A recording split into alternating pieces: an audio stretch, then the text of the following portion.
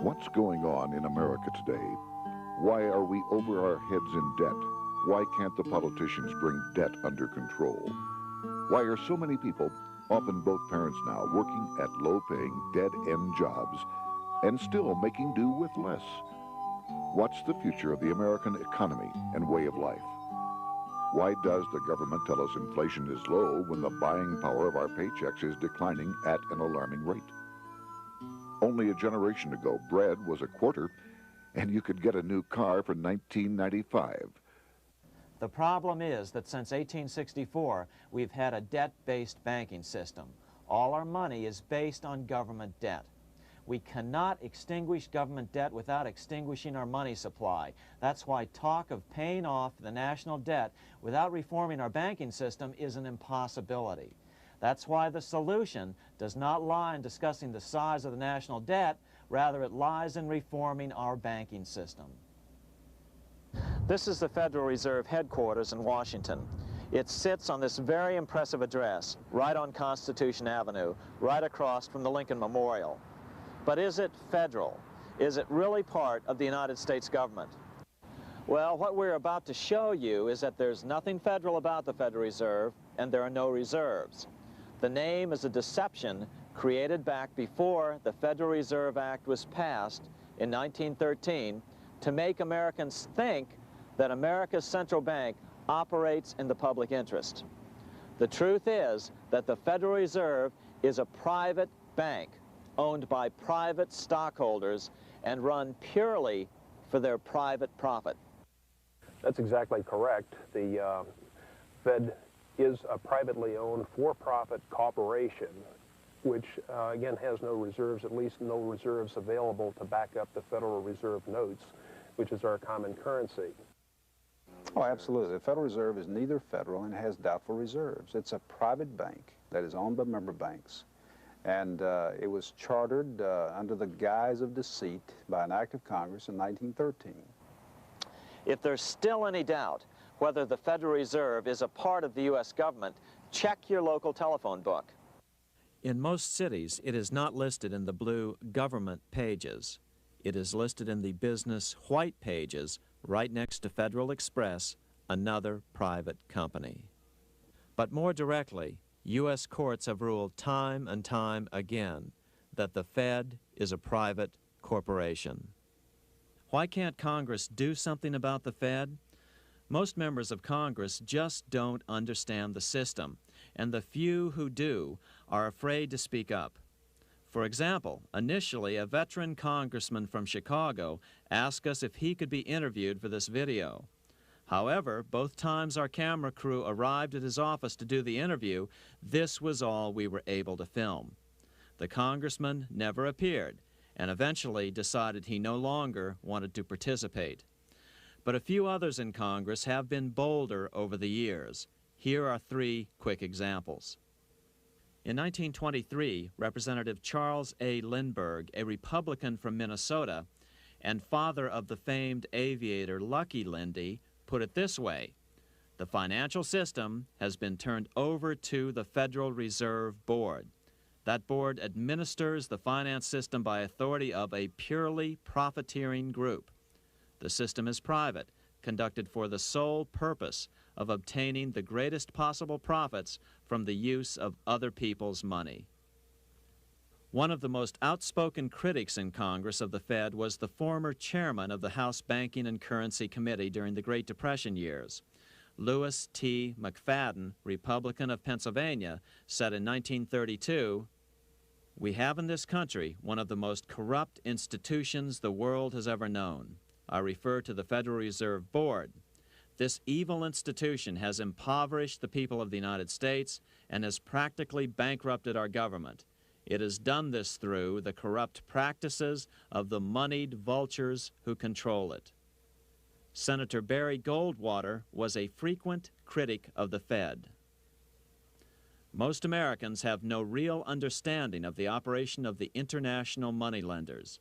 The accounts of the Federal Reserve System have never been audited. It operates outside the control of Congress and manipulates the credit of the United States.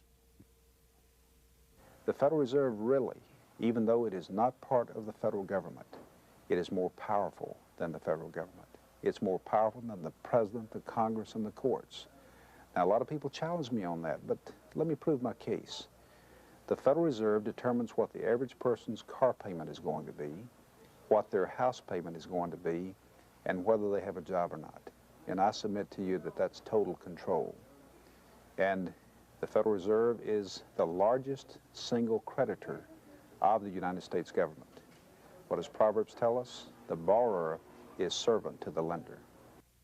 What one has to understand is that from the day the Constitution was adopted right up to today, the folks who profit from privately owned central banks, as Madison called them, the money changers, have fought a running battle for control over who gets to print America's money. Why is who prints the money so important? Think of money as just another commodity. If you have a monopoly on a commodity that everyone needs, everyone wants, and nobody has enough of, there are lots of ways to make a profit, and also exert tremendous political influence. That's what this battle is all about. Throughout the history of the United States, the money power has gone back and forth between Congress and some sort of privately owned central bank. The Founding Fathers knew the evils of a privately owned central bank. First of all, they had seen how the privately owned British central bank, the Bank of England, had run up the British national debt to such an extent that Parliament had been forced to place unfair taxes on the American colonies. In fact, as we'll see later, Ben Franklin claimed that this was the real cause of the American Revolution. Most of the Founding Fathers realized the potential dangers of banking and feared bankers' accumulation of wealth and power. Jefferson put it this way: I sincerely believe that banking institutions are more dangerous to our liberties than standing armies. The issuing power should be taken from the banks and restored to the people to whom it properly belongs. That succinct statement of Jefferson is, in fact, the solution to all our economic problems today. It bears repeating. The issuing power should be taken from the banks and restored to the people to whom it properly belongs.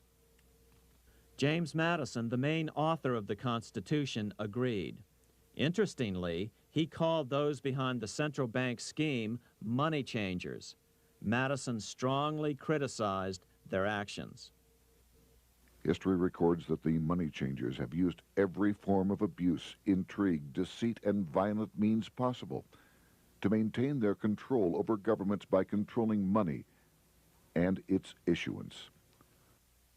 The battle over who gets to issue our money has been the pivotal issue throughout the history of the United States. Wars are fought over it, depressions are caused to acquire it. Yet after World War I, this battle was rarely mentioned in newspapers or history books. Why? By World War I, the money changers, with their dominant wealth, had seized control of most of the nation's press. Throughout U.S. history, this battle over who gets the power to issue our money has raged. In fact, it's changed hands back and forth 8 times since 1764, yet this fact has virtually vanished from public view for over 3 generations behind a smokescreen emitted by Fed cheerleaders in the media. Until we stop talking about deficits and government spending and start talking about who controls how much money we have, it's all just a big shell game, a complete and utter deception. It won't matter if you pass an ironclad amendment to the Constitution mandating a balanced budget. Our situation is only going to get worse until we root out the cause at its source. What's the solution for our national problem? First of all, education. That's what this video presentation is all about. But secondly, we must act. We must take back the power to issue our own money. Issuing our own money is not a radical solution. I want to stress that. It's the same solution used at different points in U.S. history by men like Benjamin Franklin, Thomas Jefferson, Andrew Jackson, Martin Van Buren, and Abraham Lincoln. So, to sum it up, in 1913, Congress gave an independent central bank, deceptively named the Federal Reserve, a monopoly over issuing America's money. And the debt generated by this quasi-private corporation is what is killing the American economy. Though the Federal Reserve is now the most powerful central bank in the world, it was not the first. So where did this idea come from? To really understand the magnitude of the problem, we have to travel back to Europe. Just who are these money changers James Madison spoke of? In the Bible, 2,000 years ago, Jesus drove the money changers from the temple. It was the only time Jesus used force during his ministry. What were money changers doing in the temple? When Jews came to Jerusalem to pay their temple tax, they could only pay it with a special coin, the half shekel of the sanctuary. This was a half ounce of pure silver about this size. It was the only coin around at that time which was pure silver and of assured weight without the image of a pagan emperor. Therefore, to Jews, the half shekel was the only coin acceptable to God. But these coins were not plentiful. The money changers had cornered the market on them. Then they raised the price, just like any other commodity, to whatever the market would bear. In other words, money changers were making exorbitant profits because they held a virtual monopoly on money. The Jews had to pay whatever they demanded. To Jesus, this totally violated the sanctity of God's house.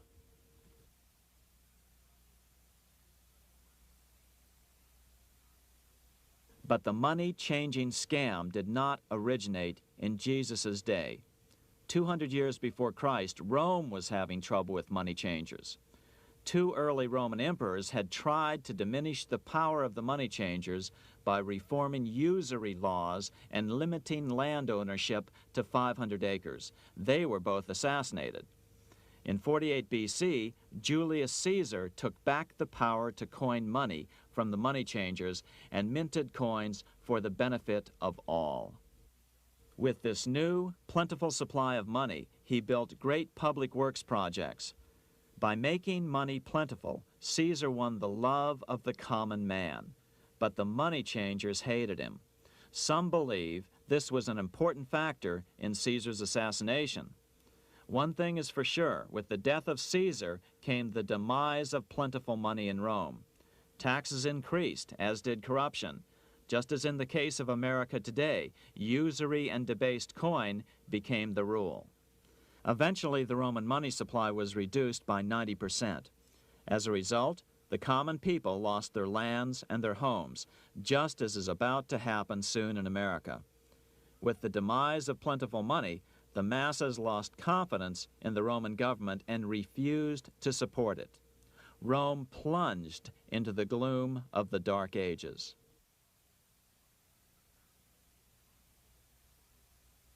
A 1,000 years after the death of Christ, money changers, those who loan out and manipulate the quantity of money, were active in medieval England. In fact, they were so active that acting together, they could manipulate the entire English economy. These were not bankers per se. The money changers generally were the goldsmiths.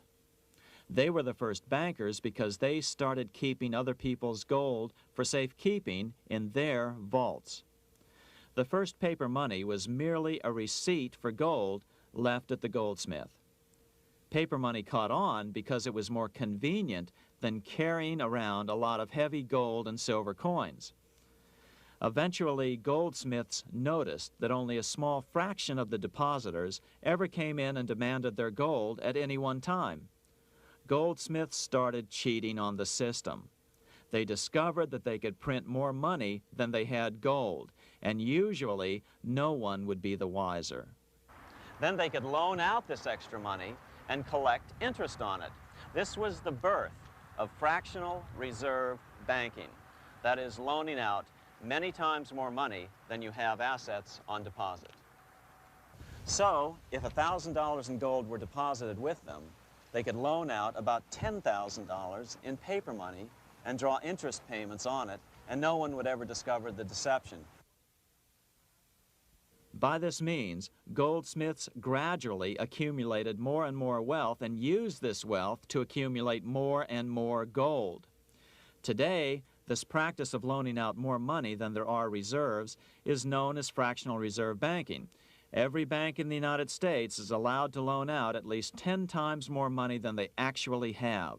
That's why they get rich on charging, let's say, 8% interest. It's not really 8% per year, which is their income. It's 80%. That's why bank buildings are always the largest in town. But does that mean that all interest or all banking should be illegal? Hardly. In the Middle Ages, canon law, the law of the Catholic Church, forbade charging interest on loans. This concept followed the teachings of Aristotle and St. Thomas Aquinas. They taught that the purpose of money was to serve the members of society, to facilitate the exchange of goods needed to lead a virtuous life. Interest, in their belief, hindered this purpose by putting an unnecessary burden on the use of money. In other words, interest was contrary to reason and justice. Reflecting church law in the Middle Ages, Europe forbade charging interest on loans and made it a crime called usury. As commerce grew, and therefore opportunities for investment arose in the late Middle Ages, it came to be recognized that to loan money had a cost for the lender, both in risk and in lost opportunity. So some charges were allowed, but not interest per se. But all moralists, no matter what religion, condemn fraud, oppression of the poor, and injustice as clearly immoral. As we will see, fractional reserve lending is rooted in a fraud, results in widespread poverty, and reduces the value of everyone else's money. The ancient goldsmiths discovered that extra profits could be made by rowing the economy between easy money and tight money. When they made money easier to borrow, then the amount of money in circulation expanded. Money was plentiful. People took out more loans to expand their businesses. But then the money changers would tighten the money supply. They would make loans more difficult to get. What would happen? Just what happens today. A certain percentage of people could not repay their previous loans and could not take out new loans to repay the old ones. Therefore, they went bankrupt and had to sell their assets to the goldsmiths for pennies on the dollar. The same thing is still going on today. Only today, we call this rowing of the economy up and down the business cycle. Like Julius Caesar, King Henry I of England finally resolved to take the money power away from the goldsmiths about 1100 AD. Henry could have used anything as money, seashells, feathers, or even yak dung, as is often done in remote Tibetan provinces. But he invented one of the most unusual money systems in history. It was called the tally stick system. Here I have one of the few surviving examples of this form of British money, which lasted 726 years until 1826, a tally stick. The tally system was adopted to avoid the monetary manipulation of the goldsmiths. Tally sticks were money fabricated out of sticks of polished wood. Notches were cut along one edge of the stick to indicate the denominations. Then the stick was split lengthwise through the notches so that both pieces still had a record of the notches. The king kept one half to protect against counterfeiting. Then he would spend the other half into the economy and they would circulate as money. This particular tally stick is huge. It represented 25,000 pounds. One of the original stockholders in the Bank of England purchased his original shares with this stick. In other words, he bought shares in the world's richest and most powerful corporation with a stick of wood. It's ironic that after its formation in 1694, the Bank of England attacked the tally stick system because it was money outside the power of the money changers, just as King Henry had wanted it to be. Why do people accept sticks of wood for money? That's a great question. Throughout history, people traded anything they thought had value and used as money. You see, the secret is that money is only what people agree on to use as money. What's our paper money today? It's really just paper. But here's the trick. King Henry ordered that tally sticks had to be used to pay the king's taxes. This built-in demand for tally sticks immediately made them circulate and be accepted as money. And they worked well. In fact, no other form of money has worked so well for so long as tally sticks. Keep in mind, the British Empire was built under the tally stick system. The tally stick system succeeded despite the fact that the money changers constantly attacked it by offering the metal coin system as competition. In other words, metal coins never went completely out of circulation, but tally sticks hung on because they were good for the payment of taxes. Finally, in the 1500s, King Henry VIII relaxed the laws concerning usury, and the money changers wasted no time reasserting themselves. They quickly made their gold and silver money plentiful for a few decades. But when Queen Mary took the throne and tightened the usury laws again, the money changers renewed the hoarding of gold and silver coins, forcing the economy to plummet. When Queen Mary's sister, Queen Elizabeth I, took the throne, she was determined to regain control over English money. Her solution was to issue gold and silver coins from the public treasury and take the control over the money supply away from the money changers. Although control over money was not the only cause of the English Revolution in 1642, religious differences fueled the conflict. Monetary policy played a major role. Financed by the money changers, Oliver Cromwell finally overthrew King Charles, purged the Parliament, and put the king to death.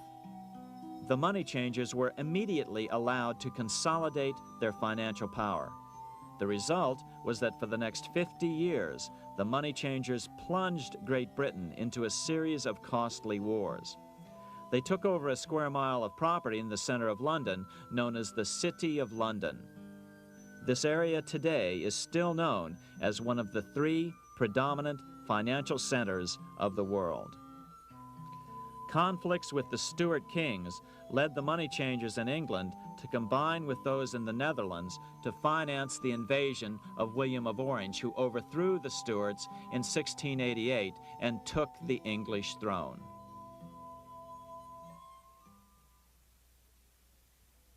By the end of the 1600s, England was in financial ruin. 50 years of more or less continuous wars with France and Holland had exhausted her. Frantic government officials met with the money changers to beg for the loans necessary to pursue their political purposes. The price was high: a government-sanctioned, privately owned bank which could issue money created out of nothing. It was to be the modern world's first privately owned central bank, the Bank of England. Although it was deceptively called the Bank of England to make the general population think it was part of the government, it was not. Like any other private corporation, the Bank of England sold shares to get started. The investors, whose names were never revealed, were supposed to put up £1.25 million British pounds in gold coin to buy their shares in the bank, but only £750,000 was ever received. Despite that, the bank was duly chartered in 1694 and started out in the business of loaning out several times the money it supposedly had in reserves, all at interest. In exchange, the new bank would loan British politicians as much of the new currency as they wanted, as long as they secured the debt by direct taxation of the British people. So, legalization of the Bank of England amounted to nothing less than legal counterfeiting of a national currency for private gain. Unfortunately, nearly every nation now has a privately controlled central bank using the Bank of England as the basic model. Such is the power of these central banks that they soon take total control over a nation's economy. It soon amounts to nothing but a plutocracy, rule by the rich. It would be like putting control of the army in the hands of the mafia. The danger of tyranny would be extreme. Yes, we need central banks. No, we do not need them in private hands. The central bank scam is really a hidden tax. The nation sells bonds to the central bank to pay for things it does not have the political will to raise taxes to pay for. But the bonds are purchased with money the central bank creates out of nothing. More money in circulation makes your money worth less. The government gets as much money as it needs, and the people pay for it in inflation. The beauty of the plan is that not one person in 1,000 can figure it out because it's usually hidden behind complex-sounding economics gibberish. With the formation of the Bank of England, the nation was soon awash in money. Prices throughout the country doubled. Massive loans were granted for just about any wild scheme. One venture proposed to drain the Red Sea to recover gold supposedly lost when the Egyptian army drowned pursuing Moses and the Israelites. By 1698, government debt grew from the initial £1.25 million to £16 million. Naturally, taxes were increased and then increased again to pay for all of this. With the British money supply firmly in their grip, the British economy began a wild roller coaster series of booms and depressions, exactly the sort of thing a central bank claims it is determined to prevent. There are two things which I think are intrinsic not just to the Bank of England, but to central banking generally. The first is an involvement in the formulation of monetary policy with the specific objective of achieving monetary stability. However, since the Bank of England took control, the British pound has rarely been stable. Now let's take a look at the role of the Rothschild family, the family said to be the wealthiest in the world.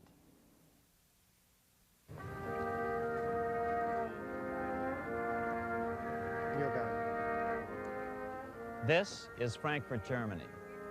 50 years after the Bank of England opened its doors, a goldsmith named Amschel Moses Bauer opened a coin shop, a counting house, in 1743.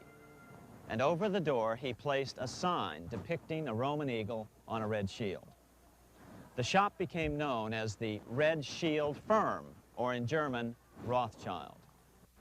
When his son, Amschel Meyer Bauer, inherited the business, he decided to change his name to Rothschild.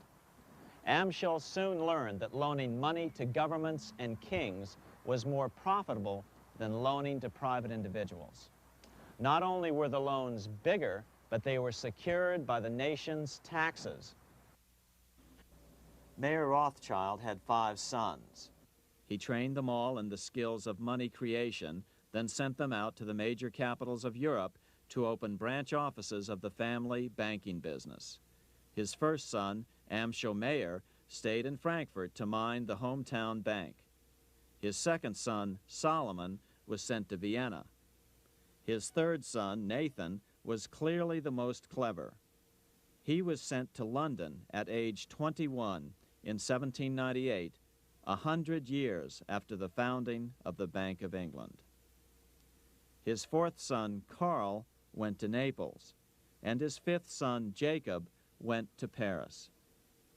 In 1785, Mayer Amschel moved his entire family to this larger house, a 5-story dwelling he shared with the Schiff family.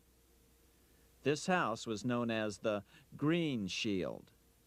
The Rothschilds and the Schiffs would play a central role in the rest of European financial history and in that of the United States. The Rothschilds broke into dealings with European royalty here at Wilhelmshof, the palace of the wealthiest man in Germany. In fact, the wealthiest monarch in all Europe, Prince William of Hesse-Kassel. At first, the Rothschilds were only helping William speculate in precious coins.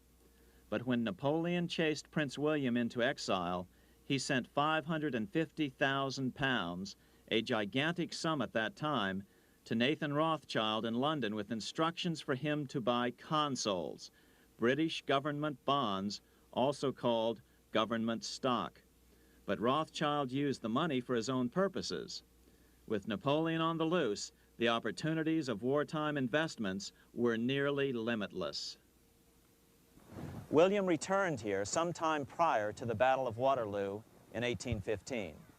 He summoned Rothschild and demanded his money back.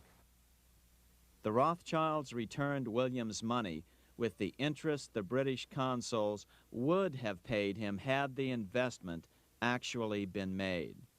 But the Rothschilds kept all the past profits they had made using William's money. Nathan Rothschild later bragged that in the 17 years he'd been in England, he'd increased his original £20,000 stake given to him by his father by 2,500 times. By cooperating within the family, the Rothschilds soon grew unbelievably wealthy. By the mid-1800s, they dominated all European banking and were certainly the wealthiest family in the world. They financed Cecil Rhodes, making it possible for him to establish a monopoly over the diamond and gold fields of South Africa. In America, they financed the Harrimans and railroads, the Vanderbilts and railroads and the press, and Carnegie in the steel industry, among many others. In fact, during World War I, J.P. Morgan was thought to be the richest man in America. But after his death, it was discovered that he was actually only a lieutenant of the Rothschilds. Once Morgan's will was made public, it was discovered that he owned only 19% of J.P. Morgan companies. By 1850, James Rothschild, the heir of the French branch of the family, was said to be worth 600 million French francs, 150 million more than all the other bankers in France put together. He built this mansion called Ferrier, just east of Paris. Wilhelm I, on seeing it, exclaimed, "Kings couldn't afford this. It could only belong to a Rothschild." Another 19th century French commentator put it this way: "There is but one power in Europe, and that is Rothschild." There is no evidence that their predominant standing in European or world finance has changed. Now let's take a look at the results the Bank of England had produced on the British economy and how that later was the root cause of the American Revolution.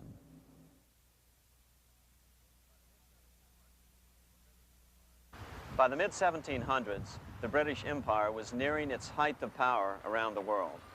But Britain had fought 4 costly wars in Europe since the creation of their privately owned central bank, the Bank of England. The cost had been high.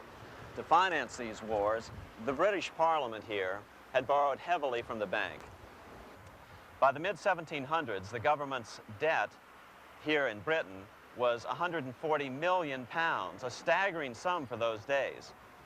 Consequently, the British government embarked on a program of trying to raise revenues from their American colonies in order to make their interest payments to the bank. But in America, it was a different story. The scourge of a privately owned central bank had not yet hit. This is Independence Hall in Philadelphia, where the Declaration of Independence and Constitution were signed. In the mid-1700s, pre-revolutionary America was still relatively poor. There was a severe shortage of precious metal coins to trade for goods, so the early colonists were forced to experiment with printing their own homegrown paper money. Some of these experiments were successful. Franklin was a big supporter of the colonies printing their own paper money. In 1757, Franklin was sent to London. He ended up staying for the next 18 years here, nearly until the start of the American Revolution. During this period, the American colonies began to issue their own money. Called colonial scrip, the endeavor was very successful. It provided a reliable medium of exchange, and it also helped to provide a feeling of unity between the colonies. Remember, colonial scrip was just paper money, debt-free money, printed in the public interest, and not backed by gold or silver coin. In other words, it was a totally fiat currency. One day, officials of the Bank of England asked Franklin how he would account for the newfound prosperity of the colonies. Without hesitation, he replied, "That is simple. In the colonies, we issue our own money. It is called colonial scrip.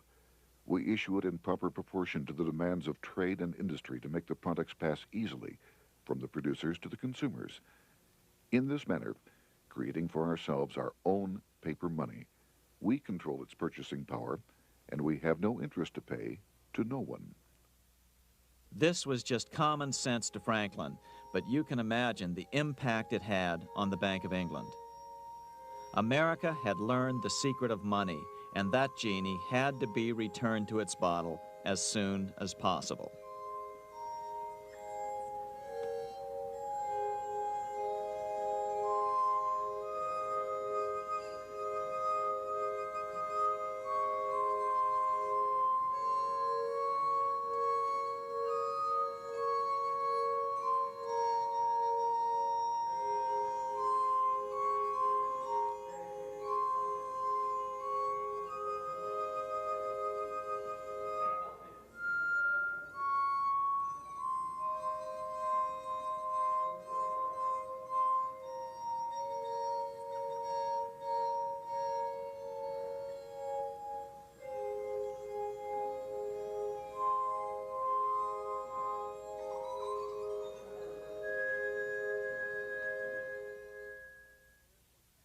As a result, Parliament hurriedly passed the Currency Act of 1764.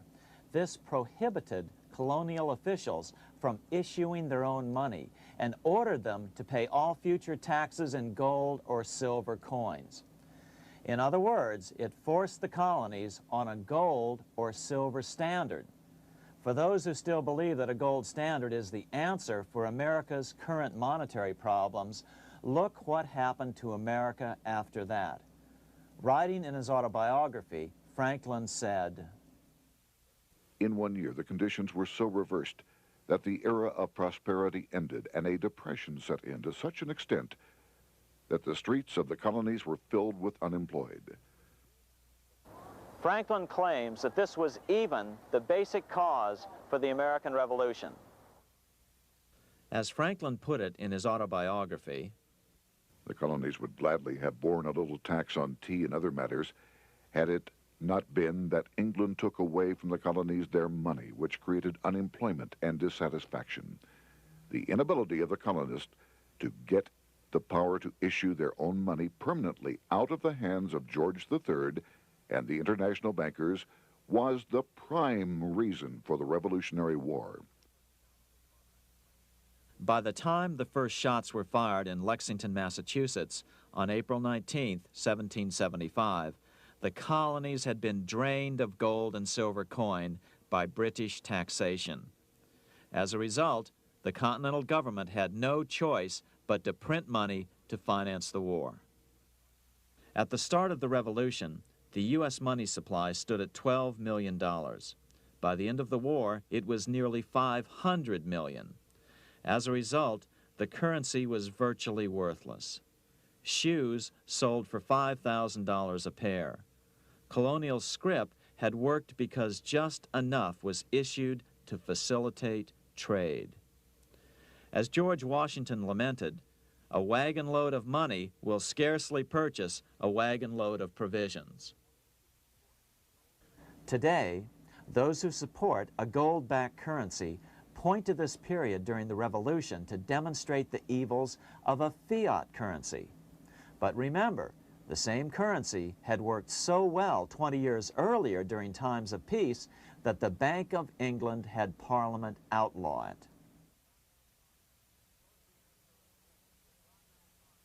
Towards the end of the Revolution, the Continental Congress, meeting here at Independence Hall, grew desperate for money. In 1781, they allowed Robert Morris, their financial superintendent, to open a privately owned central bank. Incidentally, Morris was a wealthy man who had grown wealthier during the Revolution by trading in war materials. Called the Bank of North America, the new bank was closely modeled after the Bank of England. It was allowed to practice fractional reserve banking. That is, it could lend out money it didn't have, then charge interest on it. If you or I were to do that, we would be charged with fraud, a felony. The bank's charter called for private investors to put up $400,000 worth of initial capital. But when Morris was unable to raise the money, he brazenly used his political influence to have gold deposited in the bank, which had been loaned to America by France.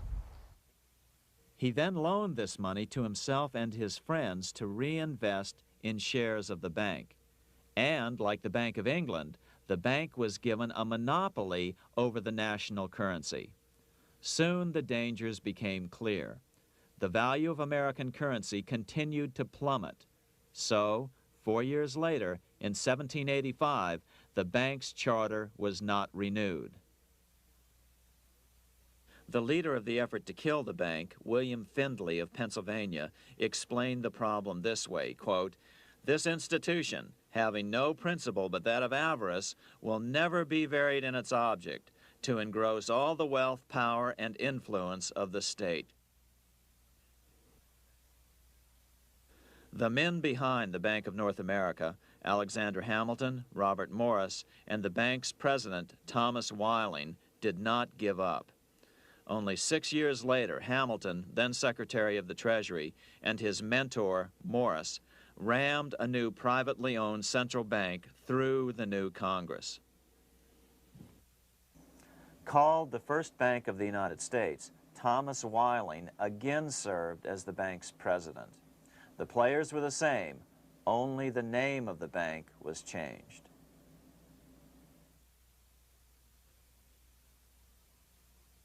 In 1787, colonial leaders assembled in Philadelphia to replace the ailing Articles of Confederation. As we saw earlier, both Thomas Jefferson and James Madison were unalterably opposed to a privately owned central bank. They had seen the problems caused by the Bank of England. They wanted nothing of it. As Jefferson later put it, "If the American people ever allow private banks to control the issue of their currency, first by inflation, then by deflation, the banks and the corporations which grow up around them will deprive the people of all property until their children wake up homeless on the continent their fathers conquered." During the debate over the future monetary system, another one of the founding fathers, Gouverneur Morris, castigated the motivations of the owners of the Bank of North America. Gouverneur Morris headed the committee that wrote the final draft of the Constitution. Morris knew the motivations of the bank well.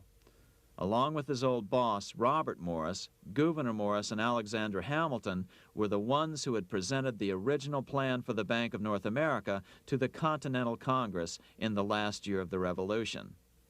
In a letter he wrote to James Madison on July 2nd, 1787, Gouverneur Morris revealed what was really going on. "The rich will strive to establish their dominion and enslave the rest. They always did. They always will.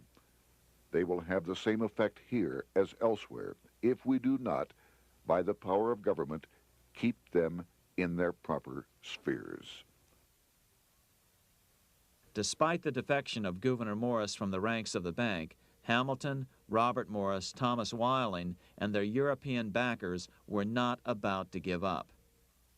They convinced the bulk of the delegates to the Constitutional Convention to not give Congress the power to issue paper money.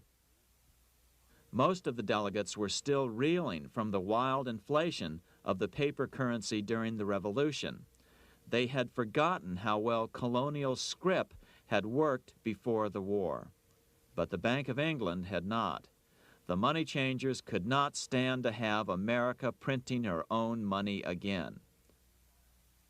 So the Constitution is silent on the matter. This grievous defect left the door wide open for the money changers, just as they had planned.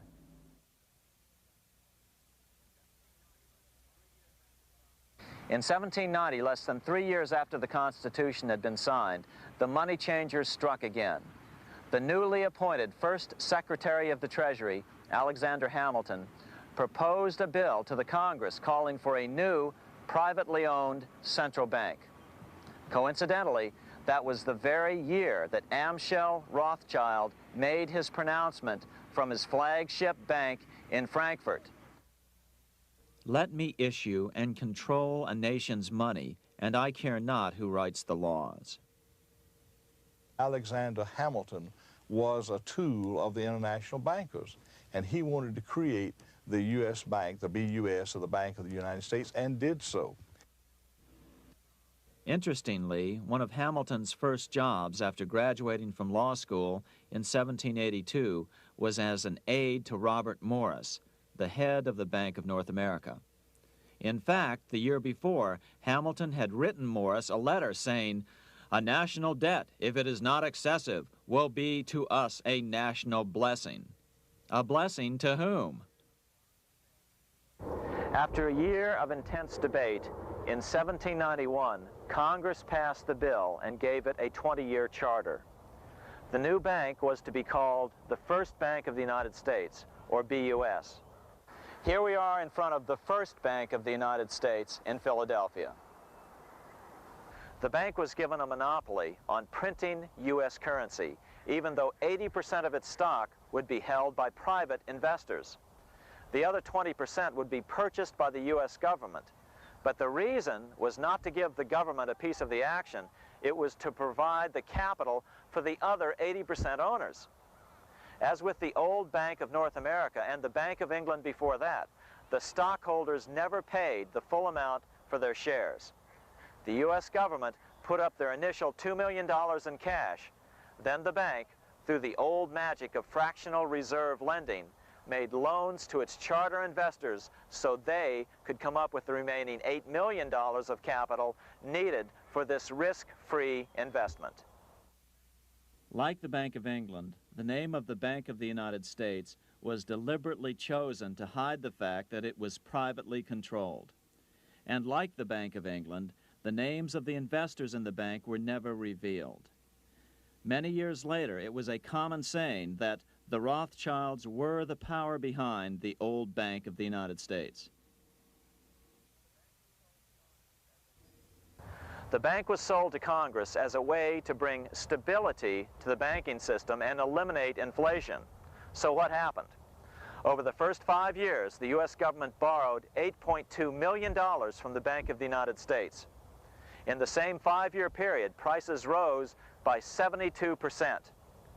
Jefferson, as the new Secretary of State, watched the borrowing with sadness and frustration, unable to stop it. I wish it were possible to obtain a single amendment to our Constitution, taking from the federal government the power of borrowing. Millions of Americans feel the same way today. They watch in helpless frustration as the federal government borrows the American economy into oblivion. So, although it was called the First Bank of the United States, it was not the first attempt at a privately owned central bank in this country. As with the Bank of North America, the government put up most of the cash to get this private bank going, then the bankers loaned the money to each other to buy the remaining stock in the bank. It was a scam, plain and simple, and they wouldn't be able to get away with it for long. But first, we have to travel back to Europe to see how a single man was able to manipulate the entire British economy by obtaining the first news of Napoleon's final defeat.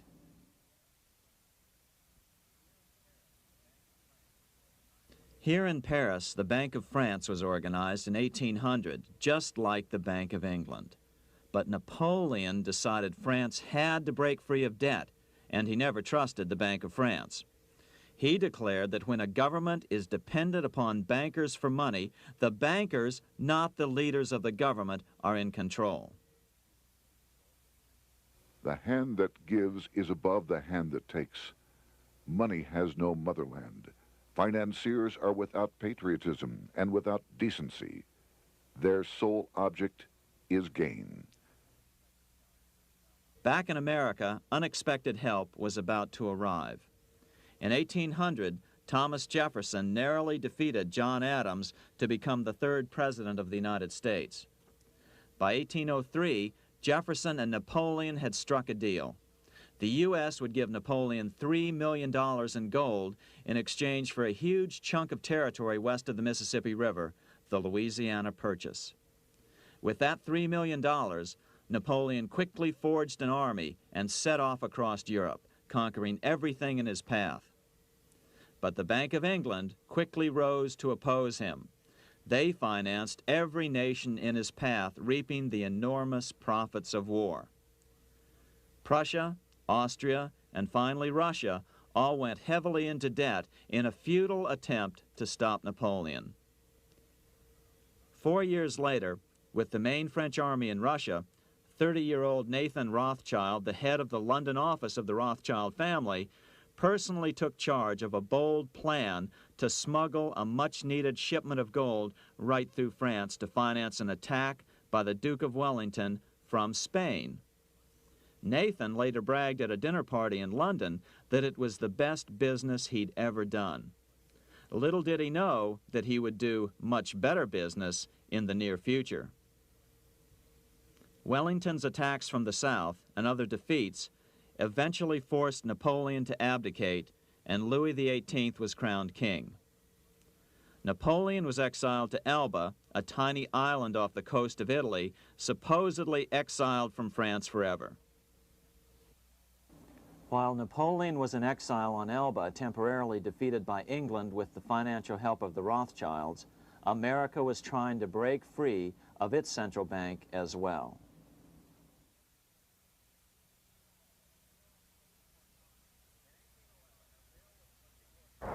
In 1811, a bill was put before Congress to renew the charter of the Bank of the United States. The debate grew very heated, and the legislatures of both Pennsylvania and Virginia passed resolutions asking Congress to kill the bank. The press corps of the day attacked the bank openly, calling it a great swindle, a vulture, a viper, and a cobra. Oh, to have an independent press once again in America.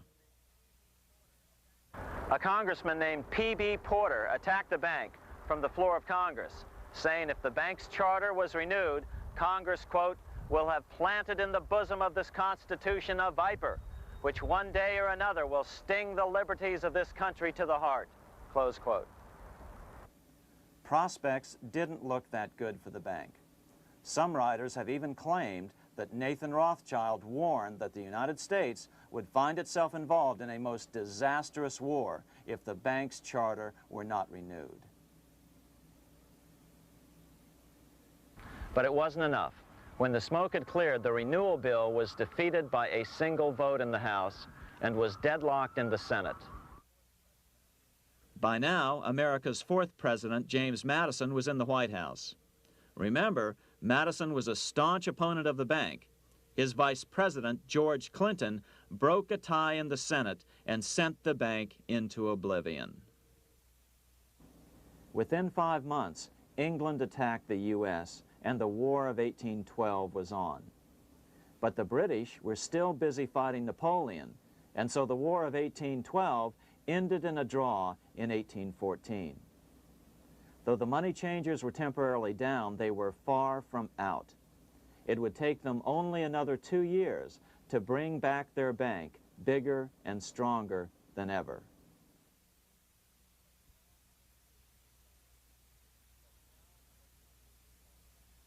But now let's return to Napoleon, because nothing else in history more aptly demonstrates the ingenuity of the Rothschild family than their control of the British stock market after Waterloo. In 1815, a year after the end of the War of 1812 in America, Napoleon escaped his exile and returned to Paris. French troops were sent out to capture him, but such was his charisma that the soldiers rallied around their old leader and hailed him as their emperor once again. In March of 1815, Napoleon equipped an army which Britain's Duke of Wellington defeated less than 90 days later at Waterloo. Some writers claim Napoleon borrowed £5 million from the Bank of England to rearm, but it appears these funds actually came from the Ouvard banking house in Paris. Nevertheless, from about this point on, it was not unusual for privately controlled central banks to finance both sides in a war. Why would a central bank finance opposing sides in a war? Because war is the biggest debt generator of them all. A nation will borrow any amount for victory. The ultimate loser is loaned just enough to hold out the vain hope of victory, and the ultimate winner is given enough to win. Besides, such loans are usually conditioned upon the guarantee that the victor will honor the debts of the vanquished.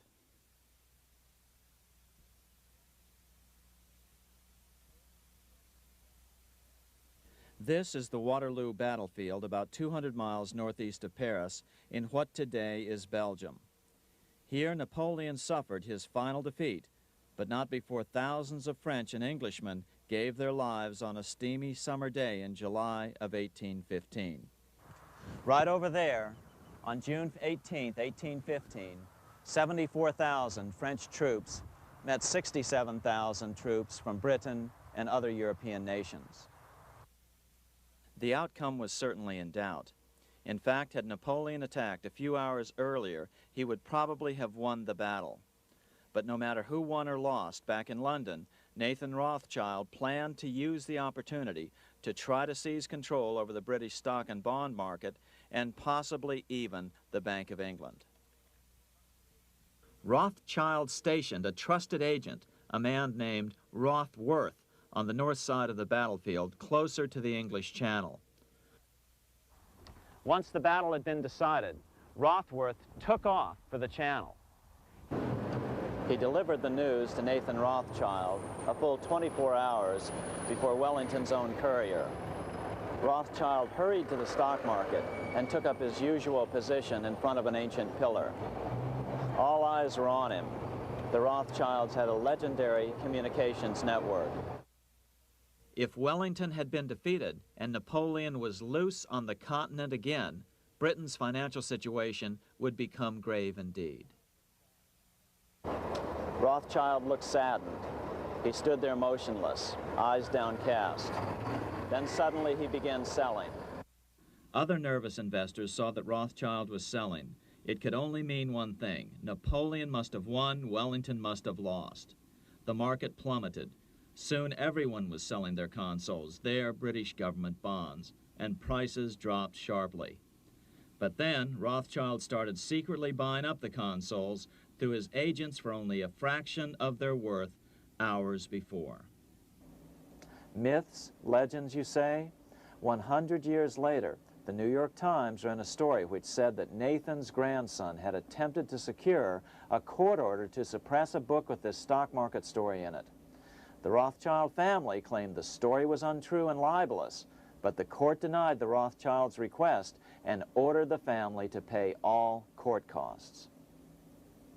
What's even more interesting about this story is that some authors claim that the day after the Battle of Waterloo, in a matter of hours, Nathan Rothschild came to dominate not only the bond market, but the Bank of England as well. Whether or not the Rothschild family seized control of the Bank of England, the first privately owned central bank in a major European nation and the wealthiest, one thing is certain. By the mid-1800s, the Rothschilds were the richest family in the world, bar none. They dominated the new government bond markets and branched into other banks and industrial concerns. In fact, the rest of the 19th century was known as the Age of the Rothschilds. Despite this overwhelming wealth, the family has generally cultivated an aura of invisibility. Although the family controls scores of industrial, commercial, mining, and tourist corporations, only a handful bear the Rothschild name. By the end of the 19th century, one expert estimated that the Rothschild family controlled half the wealth of the world. Whatever the extent of their vast wealth, it is reasonable to assume that their percentage of the world's wealth has increased since then. But since the turn of the century, the Rothschilds have cultivated the notion that their power has somehow waned even as their wealth increases.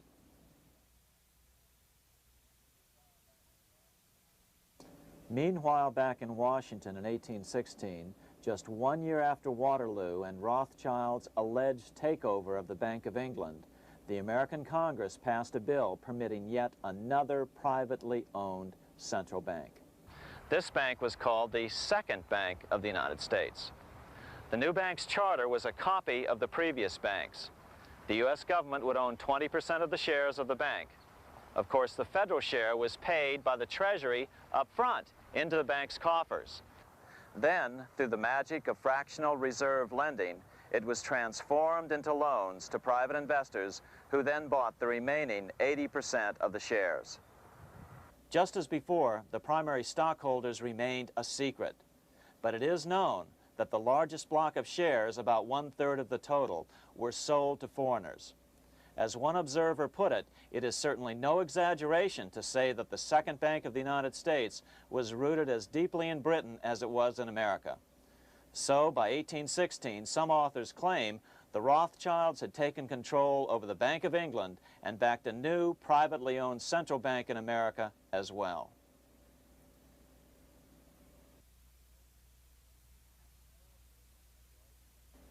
After 12 years of manipulations of the U.S. economy on the part of the Second Bank of the U.S., the American people had had just about enough.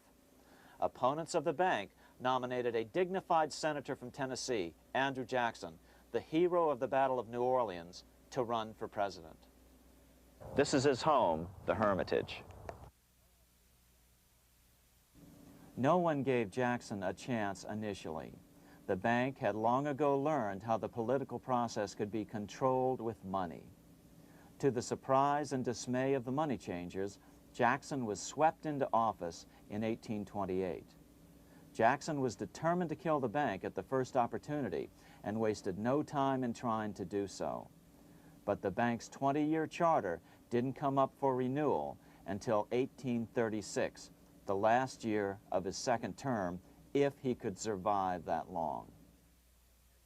During his first term, Jackson contented himself with rooting out the bank's many minions from government service. He fired 2,000 of the 11,000 employees of the federal government. In 1832, with his re-election approaching, the bank struck an early blow, hoping Jackson would not want to stir up controversy. They asked Congress to pass a renewal bill 4 years early. Naturally, Congress complied, then sent it to the president for signing. But Jackson weighed in with both feet. Old Hickory, never a coward, vetoed the bill. His veto message is one of the great American documents. It clearly lays out the responsibility of the American government towards its citizens, rich and poor. It is not our own citizens only who are to receive the bounty of our government. More than 8 million of the stock of this bank are held by foreigners. Is there no danger to our liberty and independence in a bank that in its nature has so little to bind it to our country? Controlling our currency, receiving our public monies, and holding thousands of our citizens' independence would be more formidable and dangerous than a military power of the enemy. If government would confine itself to equal protection and, as heaven does its rains, shower its favor alike on the high and the low, the rich and the poor, it would be an unqualified blessing. In the act before me, there seems to be a wide and unnecessary departure from these just principles. Later that year, in July 1832, Congress was unable to override Jackson's veto. Now Jackson had to stand for re-election. Jackson took his argument directly to the people. For the first time in U.S. history, Jackson took his presidential campaign on the road. Before then, presidential candidates stayed at home and looked presidential. His campaign slogan was "Jackson and no bank." The National Republican Party ran Senator Henry Clay against Jackson. Despite the fact that the bankers poured over $3 million into Clay's campaign, Jackson was reelected by a landslide in November of 1832. Despite his presidential victory, Jackson knew the battle was only beginning. "The hydra of corruption is only scotched, not dead," said the newly elected president. Jackson ordered his new Secretary of Treasury, Lewis McLean, to start removing the government's deposits from the second bank and start placing them in state banks. But McLean refused to do so. Jackson fired him and appointed William J. Duane as the new Secretary of the Treasury. Duane also refused to comply with the president's requests, and so Jackson fired him as well and then appointed Roger B. Taney to the office. Taney did withdraw government funds from the bank starting on October 1st, 1833. Jackson was jubilant. "I have it chained. I'm ready with screws to draw every tooth and then the stumps." But the bank was not yet done fighting. Its head, Nicholas Biddle, used his influence to get the Senate to reject Taney's nomination. Then, in a rare show of arrogance, Biddle threatened to cause a depression if the bank was not rechartered. This worthy president thinks that because he has scalped Indians and imprisoned judges, he is to have his way with the bank. He is mistaken.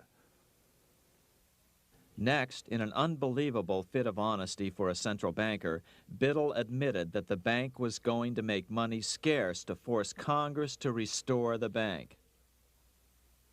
Nothing but widespread suffering will produce any effect on Congress.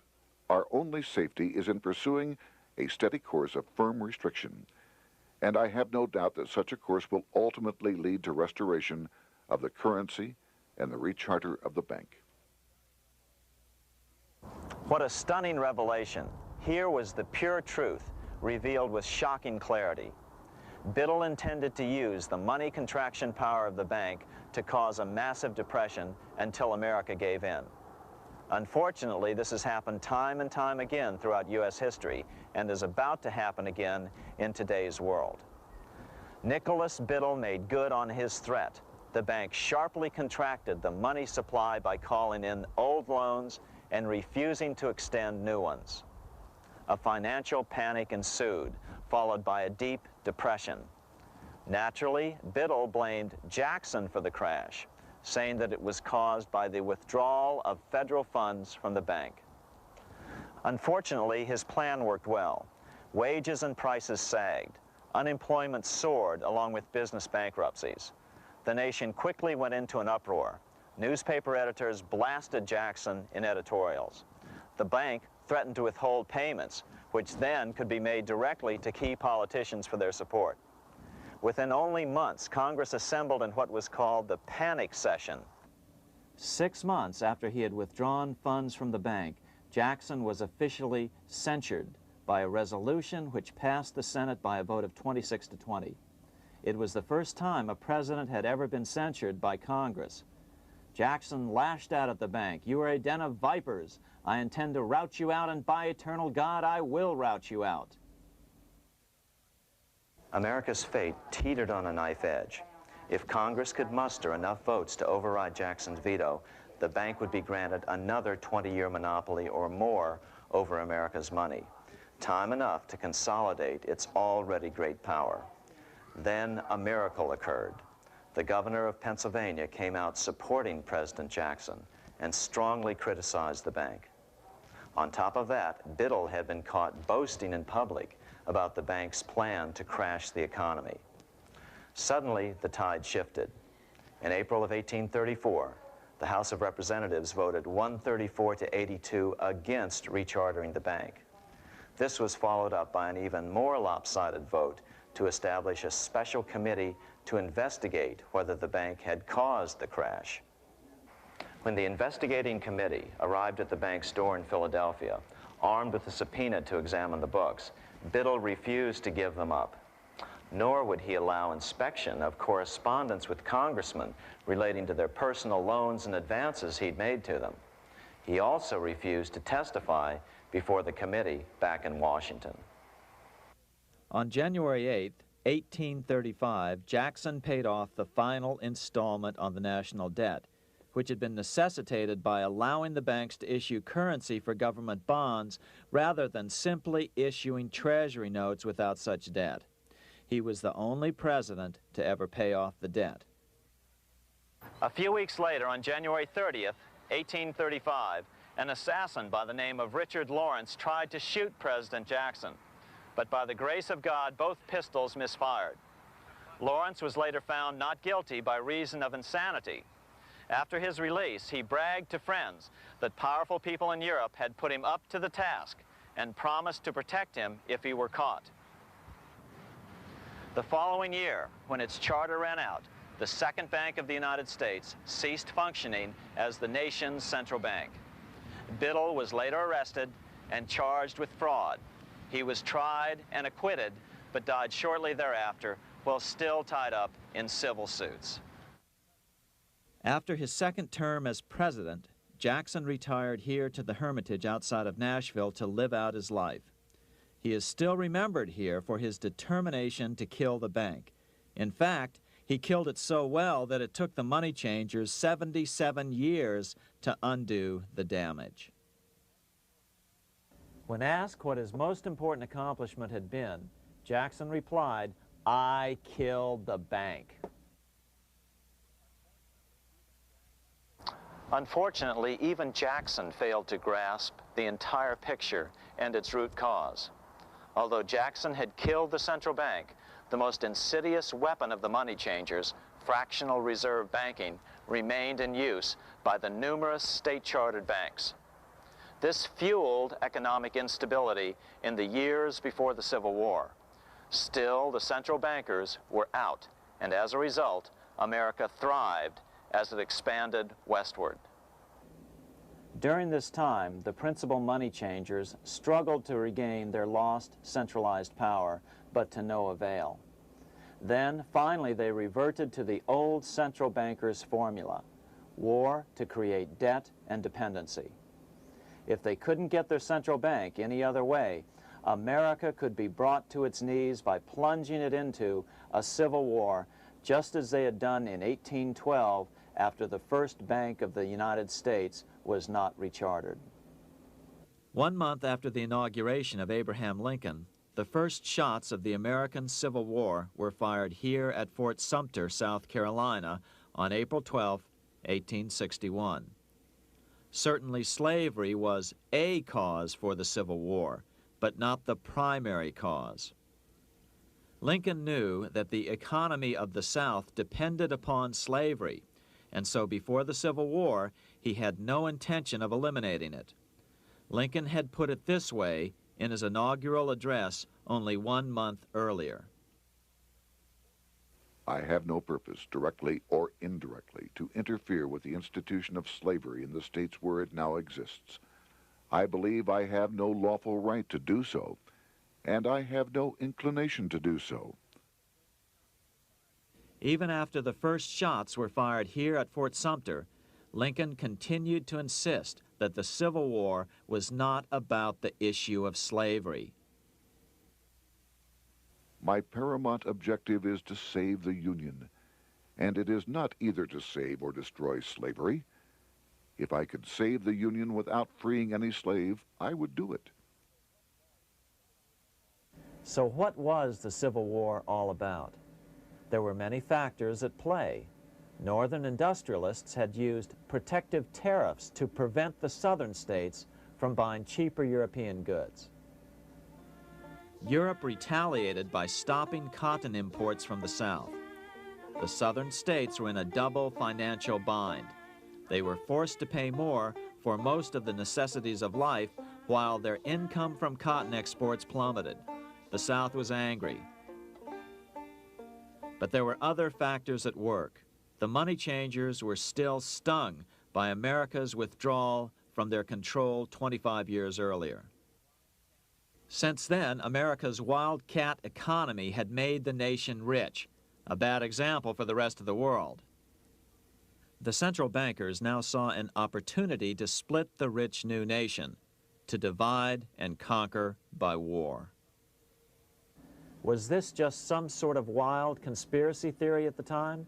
Well, let's take a look at what a well-placed observer of the scene had to say at the time. His name was Otto von Bismarck, Chancellor of Germany, the man who united the German states a few years later. The division of the United States into federations of equal force was decided long before the Civil War by the high financial powers of Europe. These bankers were afraid that the United States, if they remained as one bloc and as one nation, would attain economic and financial independence which would upset their financial domination over the world. Within months after the first shots here at Fort Sumter, the central bankers loaned Napoleon III of France, the nephew of the Waterloo Napoleon, 210 million francs to seize Mexico and station troops along the southern border of the U.S., taking advantage of their war to violate the Monroe Doctrine and return Mexico to colonial rule. No matter what the outcome of the Civil War, a weakened America, heavily indebted to the money changers, would open up Central and South America once again to European colonization and domination. The very thing America's Monroe Doctrine had forbade in 1823. At the same time, Great Britain moved 11,000 troops into Canada and positioned them menacingly along America's northern border. The British fleet went to war alert should their quick intervention be called for. Lincoln knew he was in a double bind. That's why he agonized over the fate of the Union. There was a lot more to it than just differences between the North and the South. That's why his emphasis was always on union and not merely the defeat of the South. But Lincoln needed money to win. In 1861, Lincoln and his Secretary of Treasury, Salmon P. Chase, went to New York to apply for the necessary loans. The money changers, anxious to see the Union fail, offered loans at 24 to 36% interest. Lincoln said thanks, but no thanks, and returned to Washington. Lincoln sent for an old friend, Colonel Dick Taylor of Chicago, and put him on the problem of financing the war. During one meeting, Lincoln asked Taylor what he'd discovered. Taylor put it this way.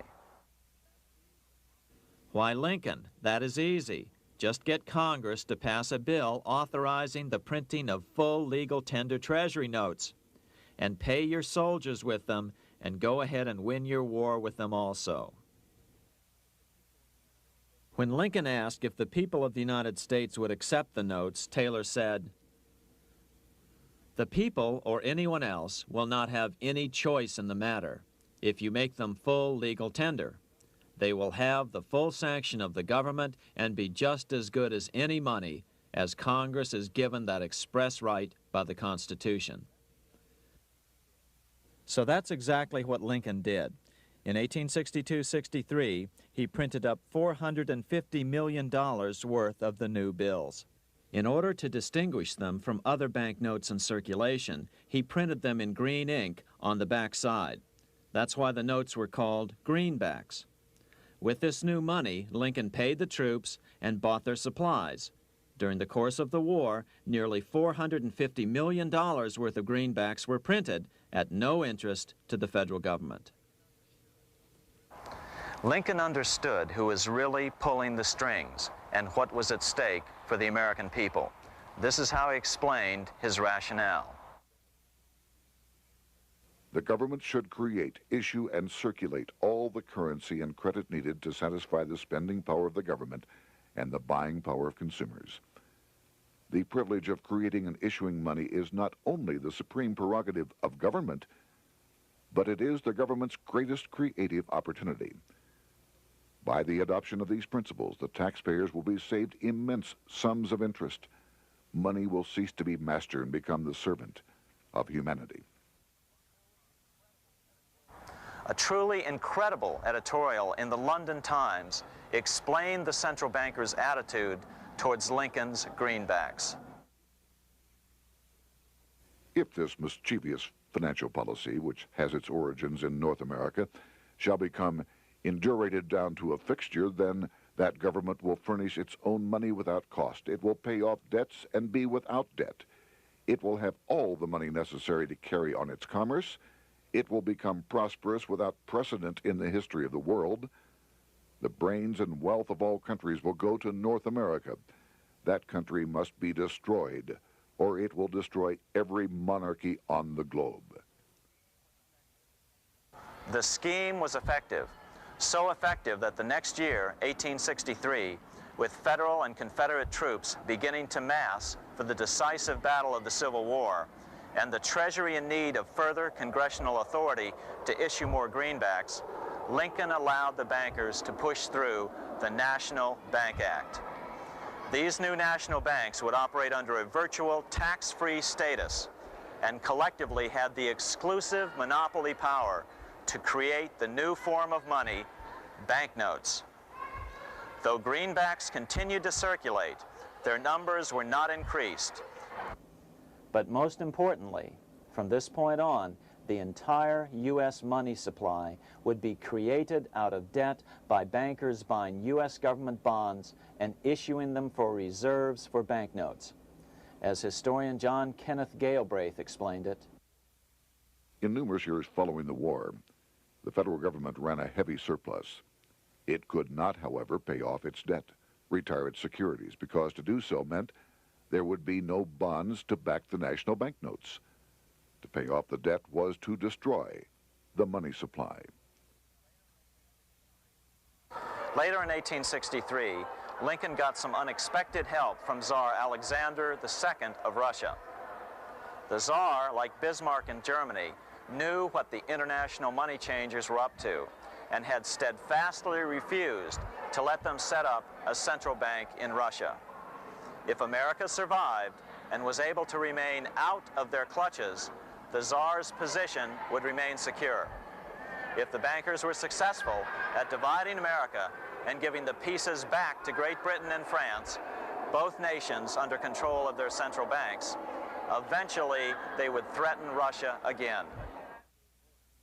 So the Tsar gave orders that if either England or France actively intervened and gave aid to the South, Russia would consider such action as a declaration of war. He did the same with part of his Pacific Fleet and sent them to port in San Francisco. Lincoln was reelected the next year, 1864. Had he lived, he would surely have killed the national bank's money monopoly extracted from him during the war. On November 21, 1864, he wrote a friend the following: The money power preys upon the nation in times of peace and conspires against it in times of adversity. It is more despotic than monarchy, more insolent than autocracy, more selfish than bureaucracy. Shortly before Lincoln was murdered, his former Secretary of Treasury, Salmon P. Chase, bemoaned his role in helping secure the passage of the National Banking Act only 1 year earlier.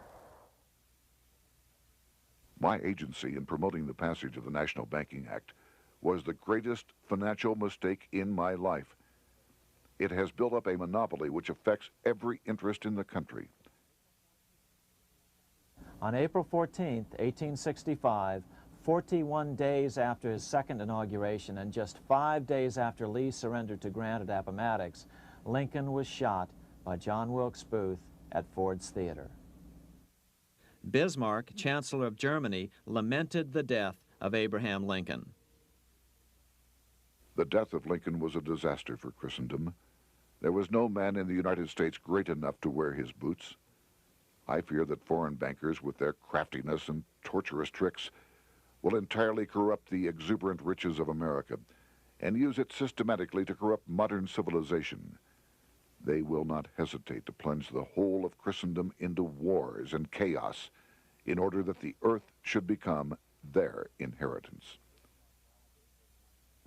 Bismarck well understood the money changers' plan.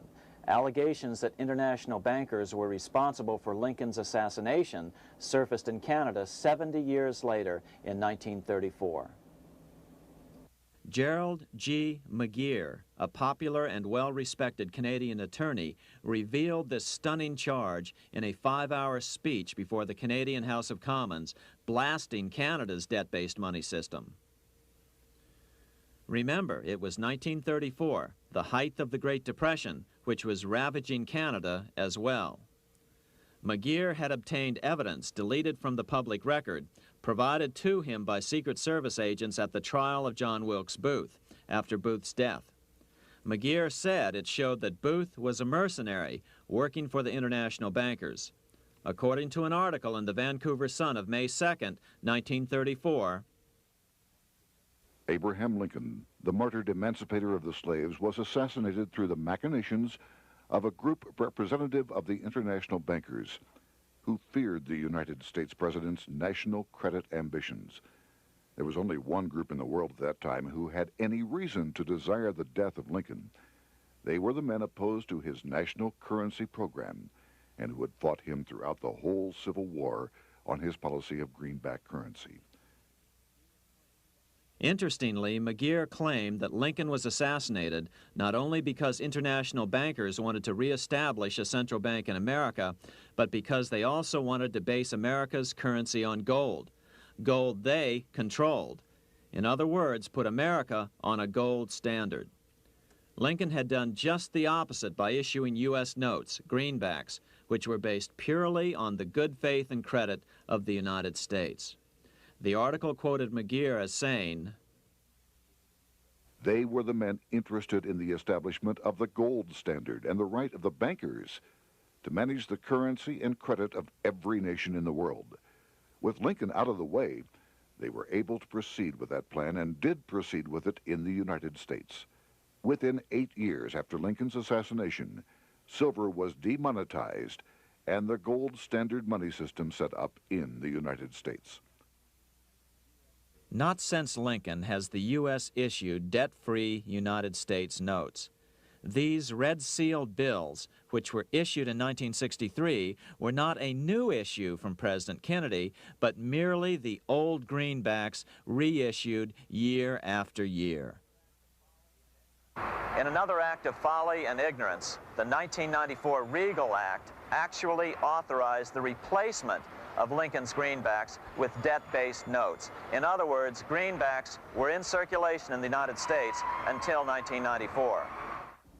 Why was silver bad for the bankers and gold good? Simple.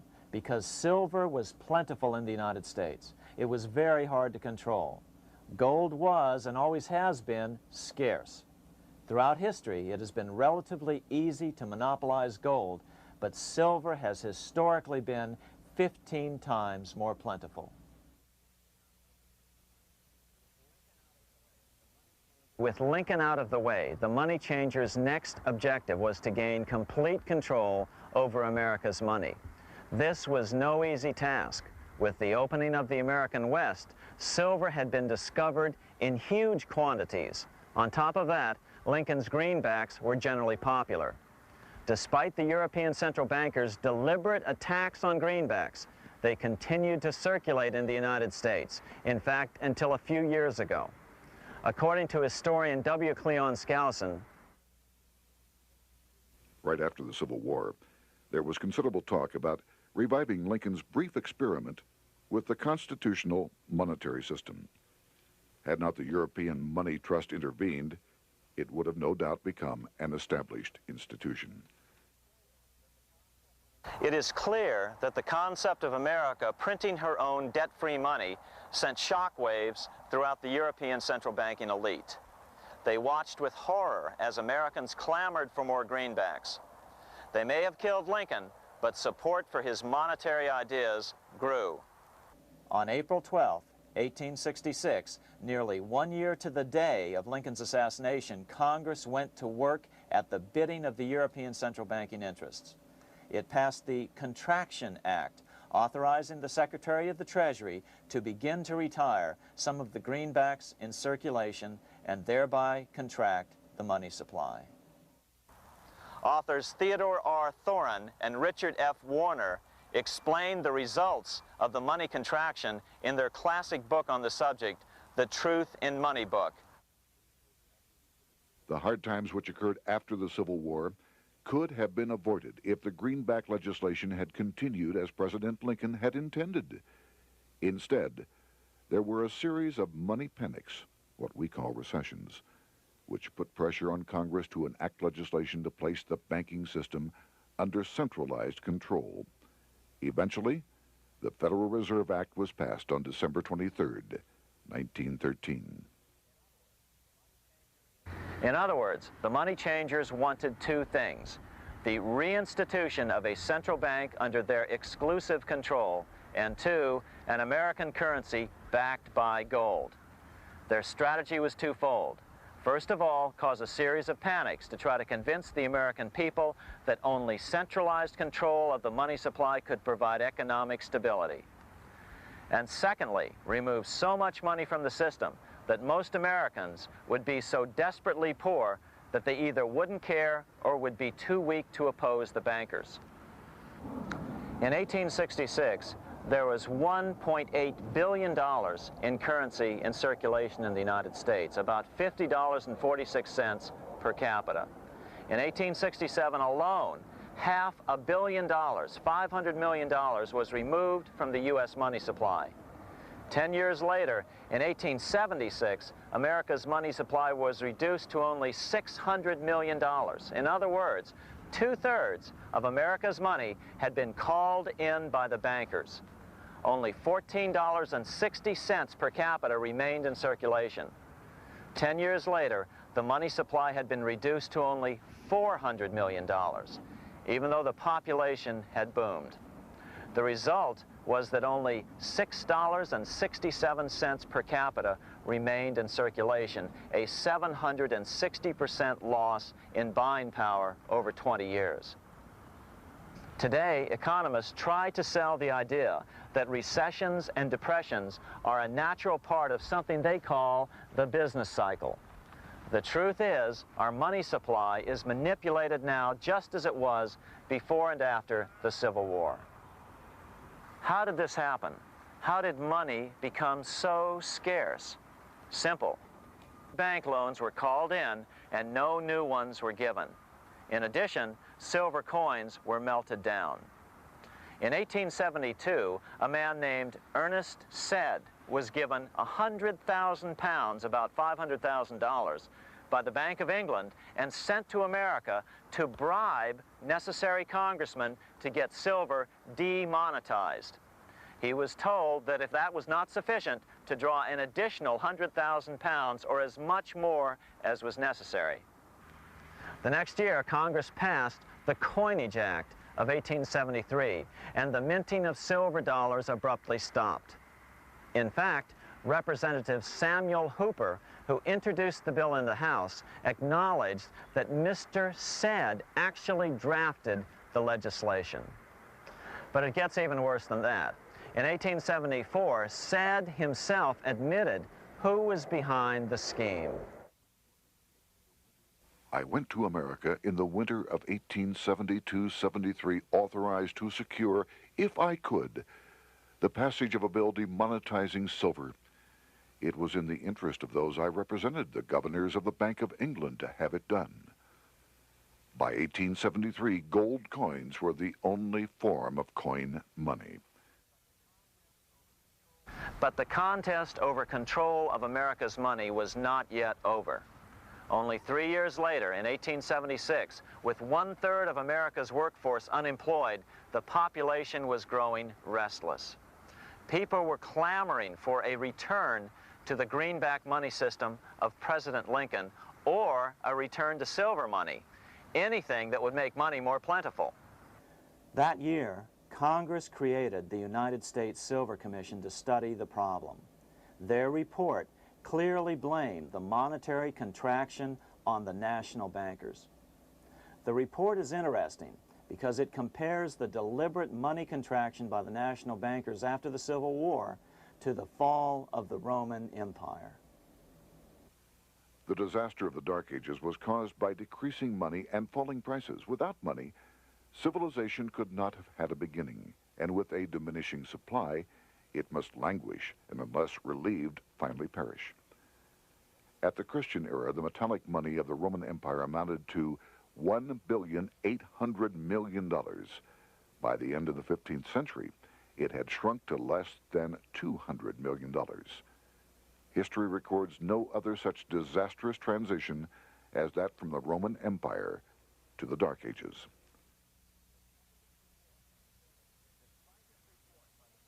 Despite this report by the Silver Commission, Congress took no action.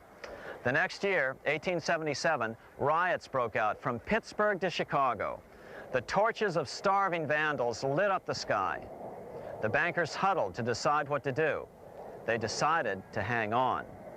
Now that they were back in control to a certain extent, they were not about to give it up. At the meeting of the American Bankers Association that year, they urged their membership to do everything in their power to put down the notion of a return to greenbacks.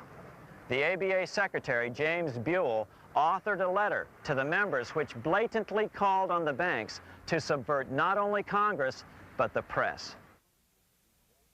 It is advisable to do all in your power to sustain such prominent daily and weekly newspapers, especially the agricultural and religious press, as will oppose the greenback issue of paper money, and that you will also withhold patronage from all applicants who are not willing to oppose the government issue of money. To repeal the act creating banknotes or to restore to circulation the government issue of money will be to provide the people with money and will therefore seriously affect our individual profits as bankers and lenders.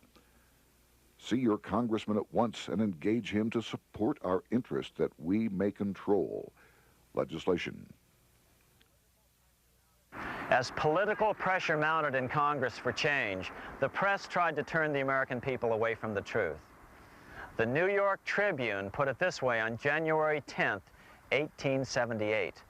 "The capital of the country is organized at last, and we will see whether Congress will dare to fly in its face." But it didn't work entirely. On February 28, 1878, Congress passed the Sherman Law, allowing the minting of a limited number of silver dollars, ending the 5-year hiatus. This did not end gold backing of the currency, however, nor did it completely free silver.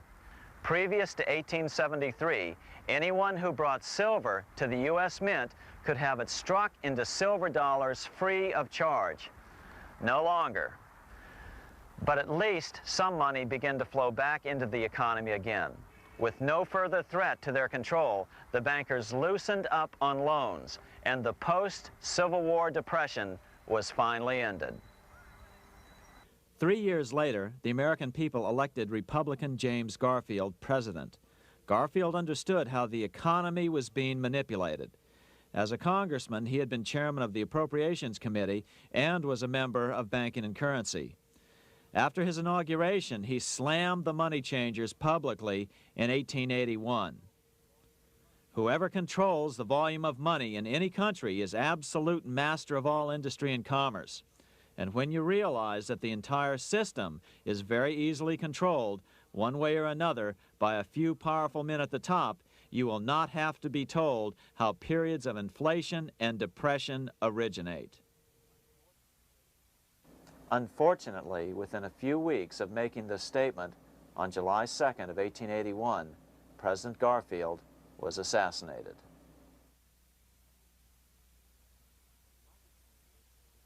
The money changers were gathering strength fast. They began a periodic fleecing of the flock, as they called it, by creating economic booms followed by further depressions so they could buy up thousands of homes and farms for pennies on the dollar.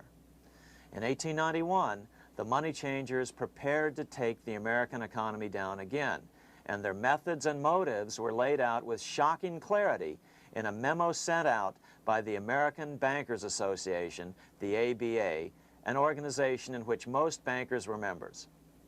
Notice that this memo called for bankers to create a depression on a certain date 3 years in the future. According to the Congressional Record, here's how it read in part. On September 1st, 1894, we will not renew our loans under any consideration. On September 1st, we will demand our money. We will foreclose and become mortgagees in possession. We can take 2/3 of the farms west of the Mississippi and thousands of them east of the Mississippi as well at our price. Then the farmers will become tenants, as in England. These depressions could be controlled because America was on the gold money standard. Since gold is scarce, it's one of the easiest commodities to manipulate. People wanted silver money legalized again so they could escape the stranglehold the money changers had on gold money. People wanted silver money reinstated, reversing Mr. Said's Act of 1873, by then called the Crime of '73. By 1896, the issue of more silver money had become the central issue in the presidential campaign. William Jennings Bryan, a senator from Nebraska, ran for president as a Democrat on the free silver issue. At the Democratic National Convention in Chicago, he made an emotional speech which won him the nomination entitled Crown of Thorns and Cross of Gold. Though Bryan was only 36 years old at the time, this speech is widely regarded as the most famous oration ever made before a political convention. In the dramatic conclusion, Bryan said, "We will answer their demand for a gold standard by saying to them, you shall not press down upon the brow of labor this crown of thorns. You shall not crucify mankind upon a cross of gold." The bankers lavishly supported the Republican candidate, William McKinley, who favored the gold standard. The resulting contest was amongst the most fiercely contested presidential races in American history. Bryan made over 600 speeches in 27 states. The McKinley campaign got manufacturers and industrialists to inform their employees that if Bryan were elected, all factories and plants would close and there would be no work. The ruse succeeded. McKinley beat Bryan by a small margin. Bryan ran for president again in 1900 and in 1908, but fell short each time. During the 1912 Democratic Convention, Bryan was a powerful figure who helped Woodrow Wilson win the nomination. When Wilson became president, he appointed Bryan as Secretary of State, but Bryan soon became disenchanted with the Wilson administration. Bryan served only 2 years in the Wilson administration before resigning in 1915 over the highly suspicious sinking of the Lusitania, the event which was used to drive America into World War I.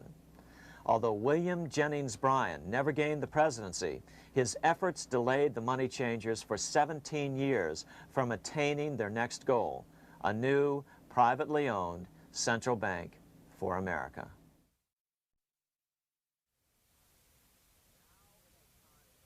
Now it was time for the money changers to get back to the business of a new private central bank for America. During the early 1900s, men like J.P. Morgan led the charge. One final panic would be necessary to focus the nation's attention on the supposed need for a central bank. The rationale was that only a central bank can prevent bank failures. Morgan was clearly the most powerful banker in America and a suspected agent for the Rothschilds. Morgan had helped finance John D. Rockefeller's Standard Oil empire. He had also helped finance the monopolies of Edward Harriman in railroads, of Andrew Carnegie in steel, and of others in numerous industries.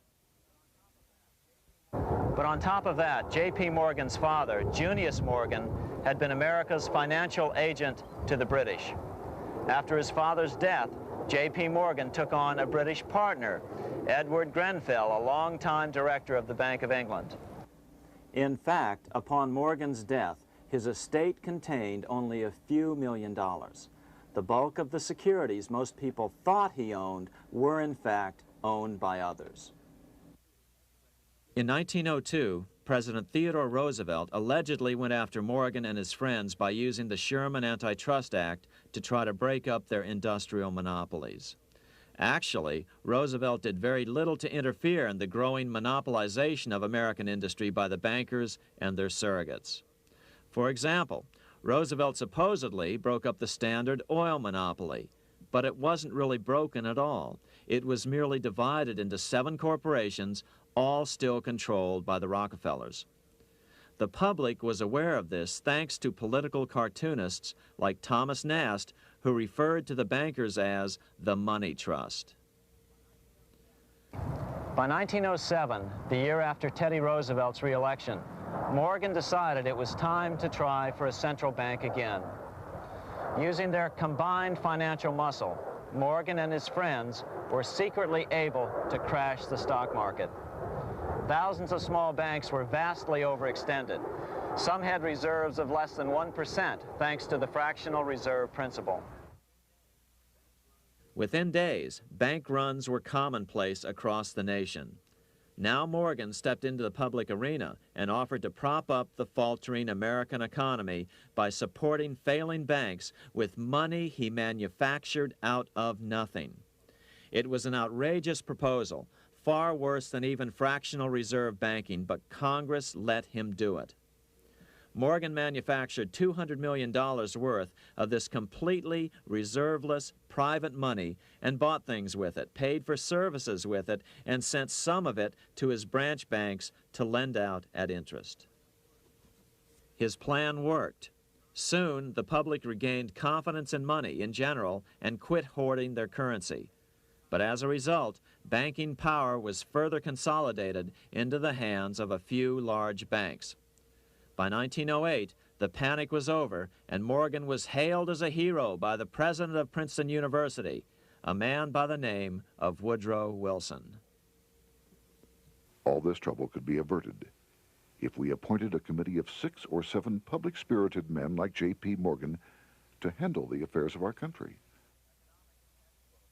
Economics textbooks would later explain that the creation of the Federal Reserve System was the direct result of the panic of 1907. Quote, "With its alarming epidemic of bank failures, the country was fed up once and for all with the anarchy of unstable private banking," close quote. But Minnesota Congressman Charles A. Lindbergh Sr., the father of the famous aviator Lucky Lindy, later explained that the panic of 1907 was really just a scam. Those not favorable to the money trust could be squeezed out of business, and the people frightened into demanding changes in the banking and currency laws which the money trust would frame. So, since the passage of the National Bank Act of 1863, the money changers had been able to create a series of booms and busts.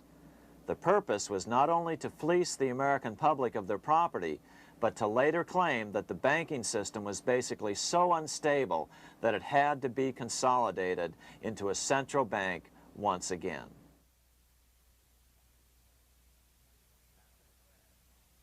After the crash, Teddy Roosevelt, in response to the panic of 1907, signed into law a bill creating something called the National Monetary Commission. The commission was to study the banking problem and make recommendations to Congress. Of course, the commission was packed with Morgan's friends and cronies. The chairman was a man named Senator Nelson Aldrich from Rhode Island. Aldrich represented the Newport, Rhode Island homes of America's richest banking families. His daughter married John D. Rockefeller Jr., and together they had 5 sons: John, Nelson, who would become vice president in 1974, Lawrence, Winthrop, and David, the head of the Council on Foreign Relations and former chairman of Chase Manhattan Bank.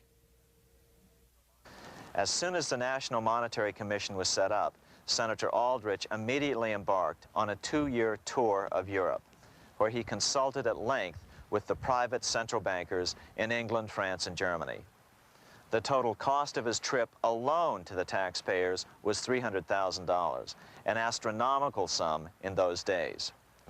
Shortly after his return, on the evening of November 22, 1910, some of the wealthiest and most powerful men in America boarded Senator Aldrich's private rail car and in the strictest secrecy journeyed to this place, Jekyll Island, off the coast of Georgia.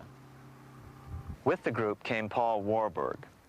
Warburg had been given a $500,000 per year salary to lobby for the passage of a privately owned central bank in America by the investment firm Kuhn, Loeb and Company. Warburg's partner in this firm was a man named Jacob Schiff, the grandson of the man who shared the Greenshield house with the Rothschild family in Frankfurt. Schiff, as we'll find out later, was in the process of spending $20 million to finance the overthrow of the Tsar in Russia. These three European banking families, the Rothschilds, the Warburgs, and the Schiffs, were interconnected by marriage down through the years, just as their American banking counterparts, the Morgans, Rockefellers, and Aldriches were. Secrecy was so tight that all 7 primary participants were cautioned to use only first names to prevent servants from learning their identities. Years later, one participant, Frank Vanderlip, president of National City Bank of New York and a representative of the Rockefeller family, confirmed the Jekyll Island trip in a February 9, 1935 edition of the Saturday Evening Post. I was as secretive, indeed as furtive as any conspirator. Discovery, we knew, simply must not happen, or else all our time and effort would be wasted. If it were to be exposed that our particular group had got together and written a banking bill, that bill would have no chance whatever of passage by Congress. The participants came here to figure out how to solve their major problem, how to bring back a privately owned central bank. But there were other problems that needed to be addressed as well. First of all, the market share of the big national banks was shrinking fast. In the first 10 years of the century, the number of U.S. banks had more than doubled to over 20,000. By 1913, only 29% of all banks were national banks, and they held only 57% of all deposits. As Senator Aldrich later admitted in a magazine article, before passage of this act, the New York bankers could only dominate the reserves of New York. Now, we are able to dominate the bank reserves of the entire country. Therefore, something had to be done to bring these new banks under their control. As John D. Rockefeller put it, quote, "Competition is sin," close quote. Secondly, the nation's economy was so strong that corporations were starting to finance their expansions out of profits instead of taking out huge loans from large banks. In the first 10 years of the new century, 70% of corporate funding came from profits. In other words, American industry was becoming independent of the money changers, and that trend had to be stopped. All the participants knew that these problems could be hammered out into a workable solution, but perhaps their biggest problem was a public relations problem, the name of the new bank. That discussion took place right here in this room, one of the many conference rooms in this sprawling hotel, today known as the Jekyll Island Club Hotel. Aldrich believed that the word bank should not even appear in the name. Warburg wanted to call the legislation the National Reserve Bill or the Federal Reserve Bill. The idea here was to give the impression that the purpose of the new central bank was to stop bank runs, but also to conceal its monopoly character. However, it was Aldrich, the egotistical politician, who insisted it be called the Aldrich Bill. After 9 days at Jekyll Island, the group dispersed. The new central bank would be very similar to the old Bank of the United States. It would be given a monopoly over U.S. currency and create that money out of nothing. How does the Fed create money out of nothing? It's a four-step process. But first, a word on bonds. Bonds are simply promises to pay, or government IOUs. People buy bonds to get a secure rate of interest. At the end of the term of the bond, the government repays the bond plus interest, and the bond is destroyed. There are about $3.6 trillion worth of these loans or bonds at present. Now here's the Fed money-making process. Step 1. The Federal Open Market Committee approves the purchase of U.S. bonds on the open market. Step 2. The bonds are purchased by the Fed from whoever is offering them for sale on the open market. Step 3, the Fed pays for the bonds with electronic credits to the seller's bank, which in turn credits the seller's bank account. The trick is that these credits are based on nothing. The Fed just creates them. Step 4, the banks use these deposits as reserves. They can loan out over 10 times the amount of their reserves to new borrowers, all at interest.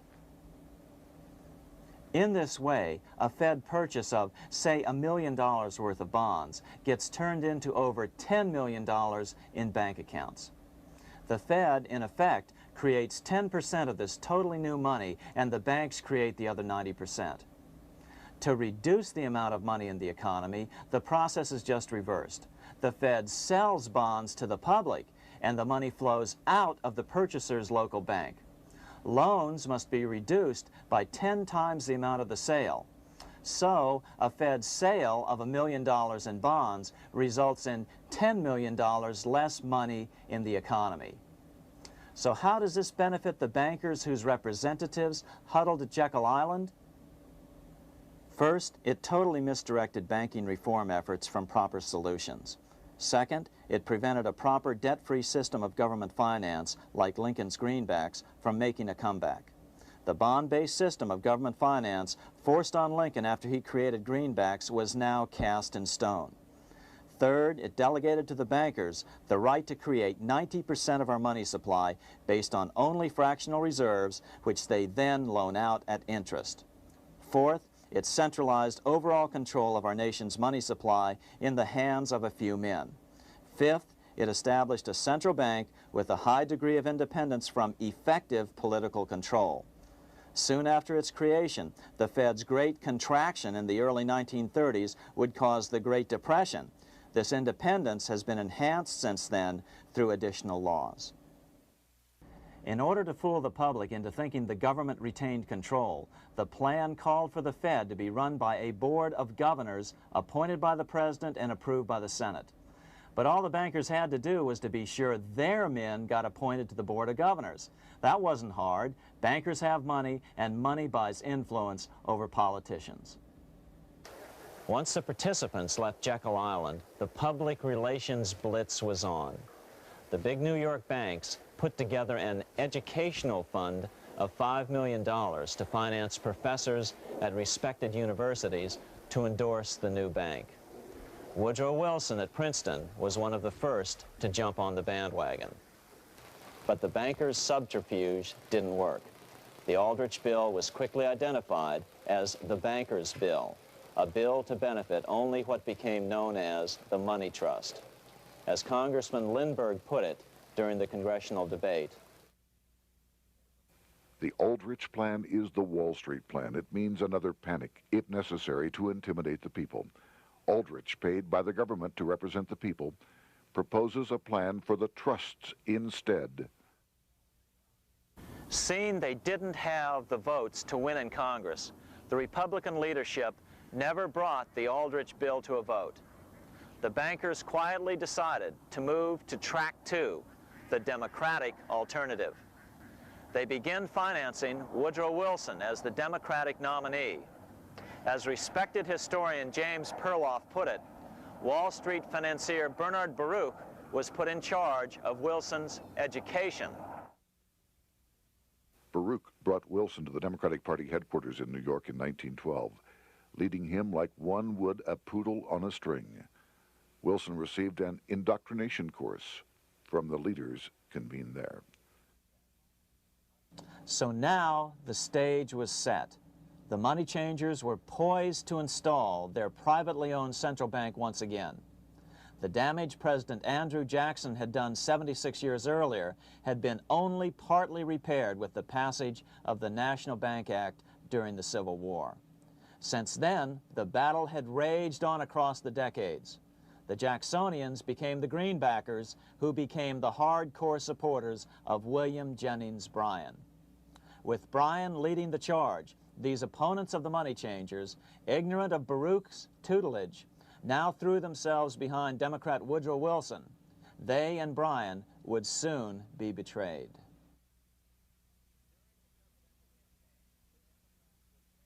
During the presidential campaign, the Democrats were careful to pretend to oppose the Aldrich bill.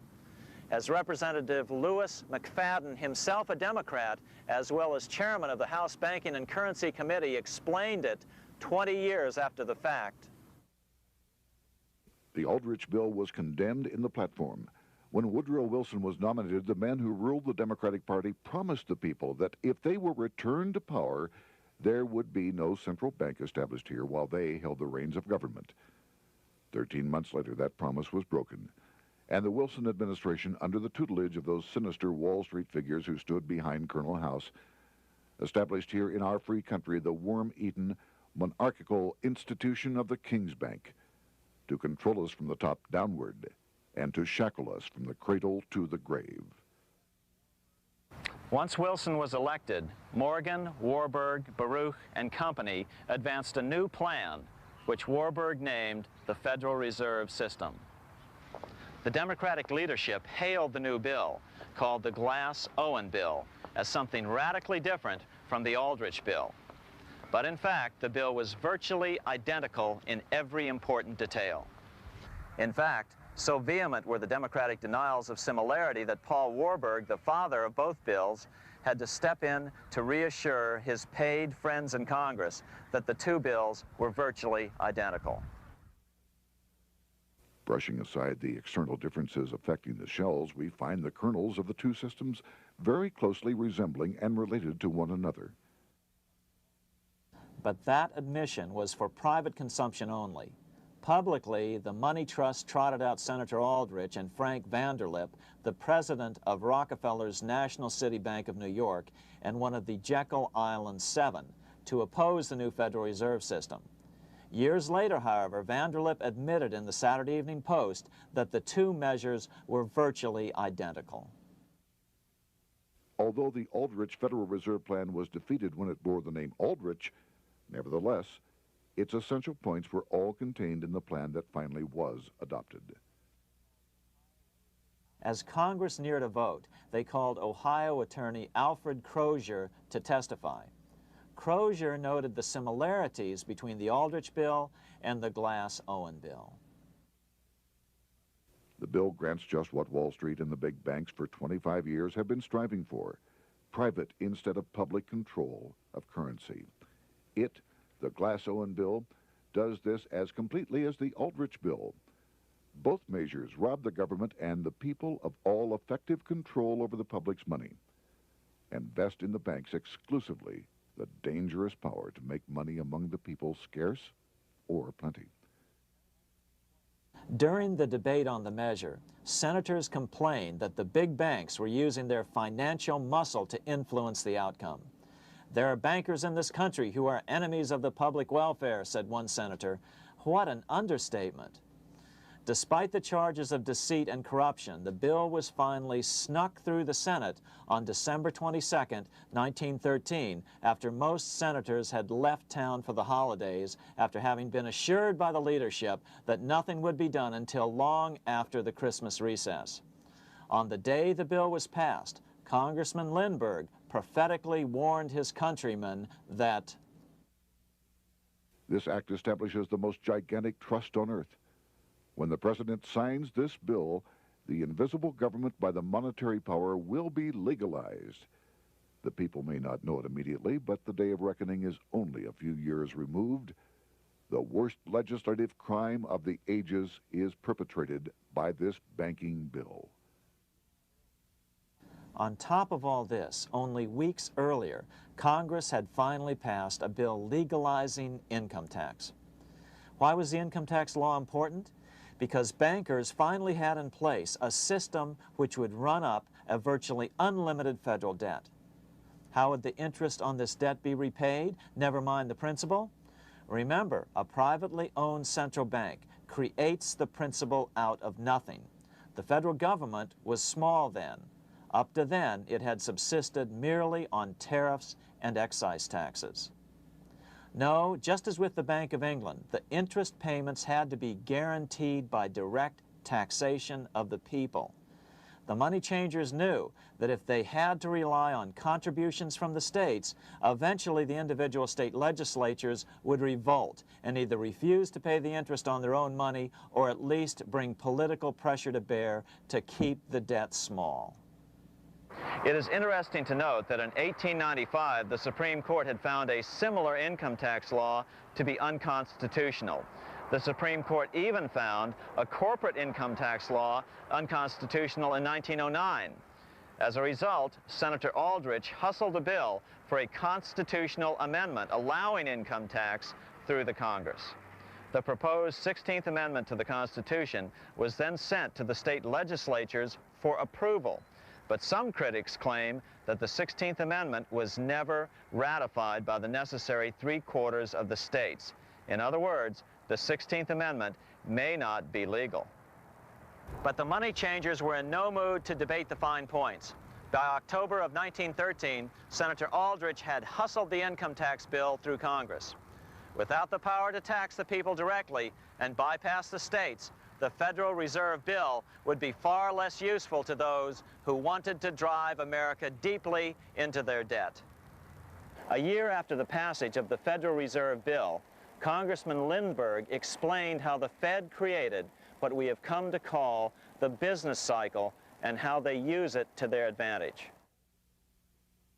To cause high prices, all the Federal Reserve Board will do will be to lower the rediscount rate, producing an expansion of credit and a rising stock market. Then, when businessmen are adjusted to these conditions, it can check prosperity in mid-career by arbitrarily raising the rate of interest.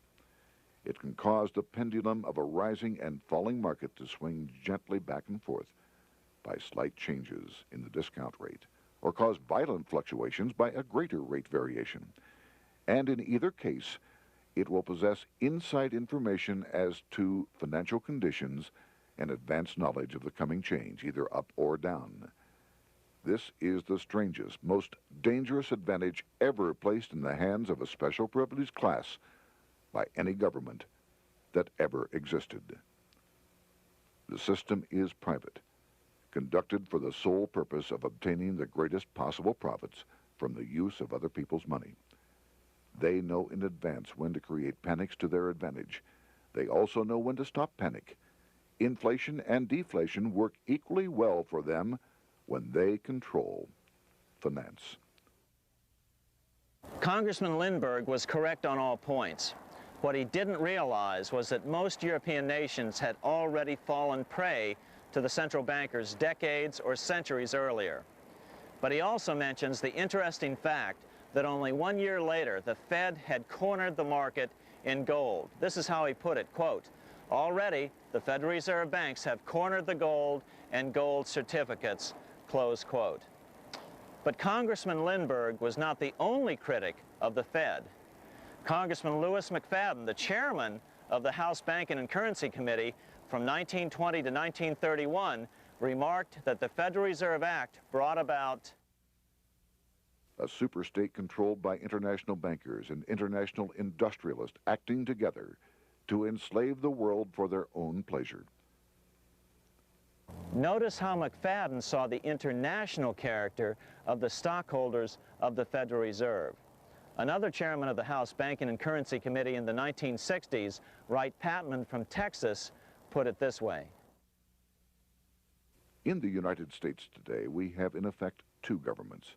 We have the duly constituted government, then we have an independent, uncontrolled, and uncoordinated government in the Federal Reserve System, operating the money powers which are reserved to Congress by the Constitution. Even the inventor of the electric light, Thomas Edison, joined the fray in criticizing the system of the Federal Reserve. If our nation can issue a dollar bond, it can issue a dollar bill. The element that makes the bond good makes the bill good also. The difference between the bond and the bill is the bond lets money brokers collect twice the amount of the bond and an additional 20%, whereas the currency pays nobody but those who contribute directly in some useful way. It is absurd to say that our country can issue $30 million in bonds and not $30 million in currency. Both are promises to pay, but one promise fattens the usurers, and the other helps the people. 3 years after the passage of the Federal Reserve Act, even President Wilson began to have second thoughts about what had been unleashed during his first term in office. We have come to be one of the worst ruled, one of the most completely controlled governments in the civilized world, no longer a government of free opinion, no longer a government by a vote of the majority, but a government by the opinion and duress of a small group of dominant men. Some of the biggest men in the United States in the field of commerce and manufacture are afraid of something. They know that there is a power somewhere so organized, so subtle, so watchful, so interlocked, so complete, so pervasive, that they had better not speak above their breath when they speak in condemnation of it. Before his death in 1924, President Wilson realized the full extent of the damage he had done to America when he confessed, "I have unwittingly ruined my government." So finally, the money changers, those who profit by manipulating the amount of money in circulation, had their privately owned central bank installed again in America. The major newspapers, which they also owned, hailed passage of the Federal Reserve Act of 1913, telling the public that now depressions could be scientifically prevented. The fact of the matter was that now depressions could be scientifically created.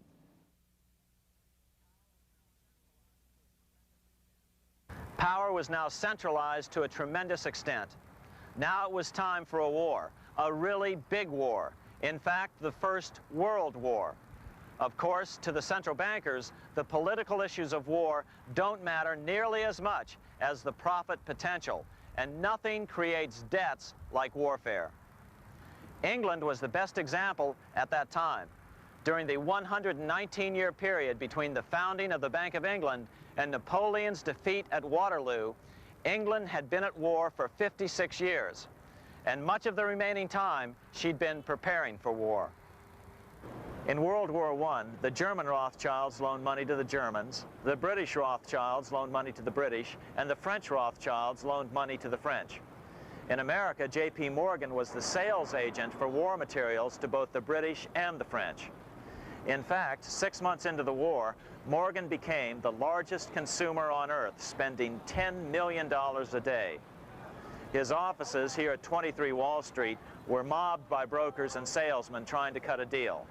In fact, it got so bad that the bank had to post guards at every door and at the partners' homes as well. Many other New York bankers made out as well from the war. President Wilson appointed Bernard Baruch to head the War Industries Board. According to historian James Perloff, both Baruch and the Rockefellers profited by some $200 million during the war. But profits were not the only motive. There was also revenge. The money changers never forgave the czars for their support of Lincoln during the Civil War. Also, Russia was the last major European nation to refuse to give in to the privately owned central bank scheme. 3 years after World War I broke out, the Russian Revolution toppled the Tsar and installed the scourge of communism. Jacob Schiff of Kuhn Loeb and Company bragged from his deathbed that he had spent $20 million towards the defeat of the Tsar. Money was funneled from England to support the revolution as well. Why would some of the richest men in the world financially back communism, the system that was openly vowing to destroy the so-called capitalism that made them wealthy? Researcher Gary Allen explained it this way. If one understands that socialism is not a share the wealth program, but is in reality a method to consolidate and control the wealth, then the seeming paradox of super-rich men promoting socialism becomes no paradox at all. Instead, it becomes logical, even the perfect tool of power-seeking megalomaniacs. Communism, or more accurately socialism, is not a movement of the downtrodden masses, but of the economic elite. As W. Cleon Skousen put it, In his 1970 book, The Naked Capitalist, Power from any source tends to create an appetite for additional power. It was almost inevitable that the super-rich would one day aspire to control not only their own wealth, but the wealth of the whole world. To achieve this, they were perfectly willing to feed the ambitions of the power-hungry political conspirators who were committed to the overthrow of all existing governments and the establishments of a central worldwide dictatorship. but what if these revolutionaries get out of control and try to seize power from the super-rich? After all, it was Mao Zedong who in 1938 stated his position concerning power. Political power grows out of the barrel of a gun. The Wall Street, London axis elected to take the risk.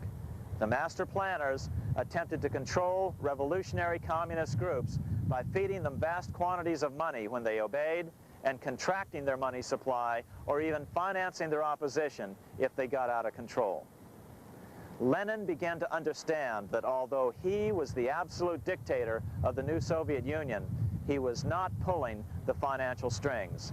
Someone else was silently in control. The state does not function as we desired.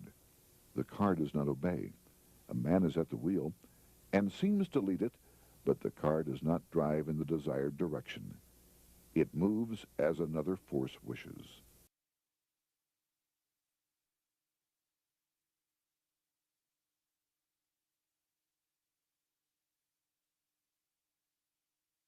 Who is behind it? Representative Louis T. McFadden, the chairman of the House Banking and Currency Committee throughout the 1920s and into the Great Depression years of the 1930s, explained it this way. The course of Russian history has indeed been greatly affected by the operations of international bankers. The Soviet government has been given United States Treasury funds by the Federal Reserve Board, acting through the Chase Bank. England has drawn money from us through the Federal Reserve banks and has relent it at high rates of interest to the Soviet government. The Dnipro Dam was built with funds unlawfully taken from the United States Treasury by the corrupt and dishonest Federal Reserve Board and the Federal Reserve banks. In other words, the Fed and the Bank of England, at the behest of the international bankers who controlled them, were creating a monster, one which would fuel 7 decades of unprecedented communist revolution, warfare, and most importantly, debt. In case you think there's some chance that the money changers got communism going and then lost control, in 1992, the Washington Times reported that Russian President Boris Yeltsin was upset that most of the incoming foreign aid was being siphoned off, quote, straight back into the coffers of Western banks in debt service, close quote. No one in his right mind would claim that a war as large as World War I had a single cause. Wars are complex things with many causative factors. But on the other hand, it would also be equally foolish to ignore as a prime cause of World War I those who would profit the most from the war. The role of the money changers is no wild conspiracy theory. They had a motive, a short-ranged, self-serving motive, as well as a long-range political motive of advancing totalitarian governments, with the money changers maintaining the financial clout to control whatever politician might emerge as the leader. Next, we'll see what the money changers' ultimate political goal is for the world.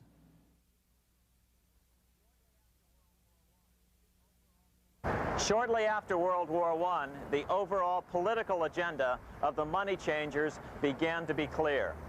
Now that they controlled national economies individually, the next step was the ultimate form of consolidation, world government. The new world government proposal was given top priority at the Paris Peace Conference after World War I. It was called the League of Nations, but much to the surprise of Paul Warburg and Bernard Baruch, who attended the peace conference with President Wilson, the world was not yet ready to dissolve national boundaries. Nationalism still beats strong in the human breast. For example, Lord Curzon, the British Foreign Secretary, called the League of Nations a good joke, even though it was the stated policy of the British government to support it. To the humiliation of President Wilson, the U.S. Congress wouldn't ratify the League either, despite the fact that it had been ratified by many other nations. Without money flowing from the U.S. Treasury, the League died. After World War I, the American public had grown tired of the internationalist policies of Democrat Woodrow Wilson. In the presidential election of 1920, Republican Warren Harding won a landslide victory with over 60% of the vote.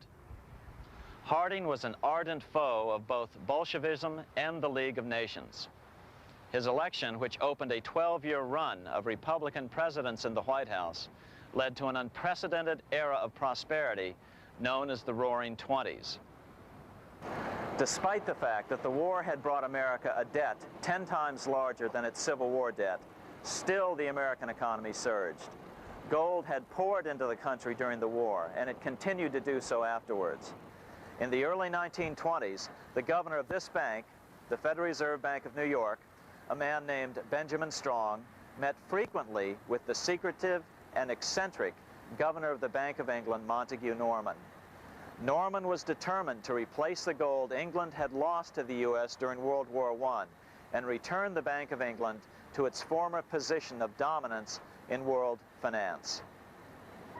On top of that, rich with gold, the American economy might get out of control again, just like it had done after the Civil War.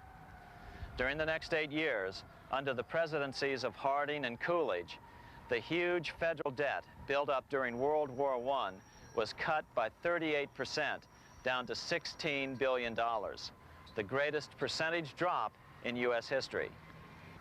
During the election of 1920, Warren Harding and Calvin Coolidge ran against James Cox, the governor of Ohio, and the little-known Franklin D. Roosevelt, who had previously risen to no higher post than President Wilson's Assistant Secretary of the Navy. After his inauguration, Harding moved quickly to formally kill the League of Nations. Then he quickly moved to reduce domestic taxes while raising tariffs to record heights. Now, this was a revenue policy of which most of the founding fathers would certainly have approved.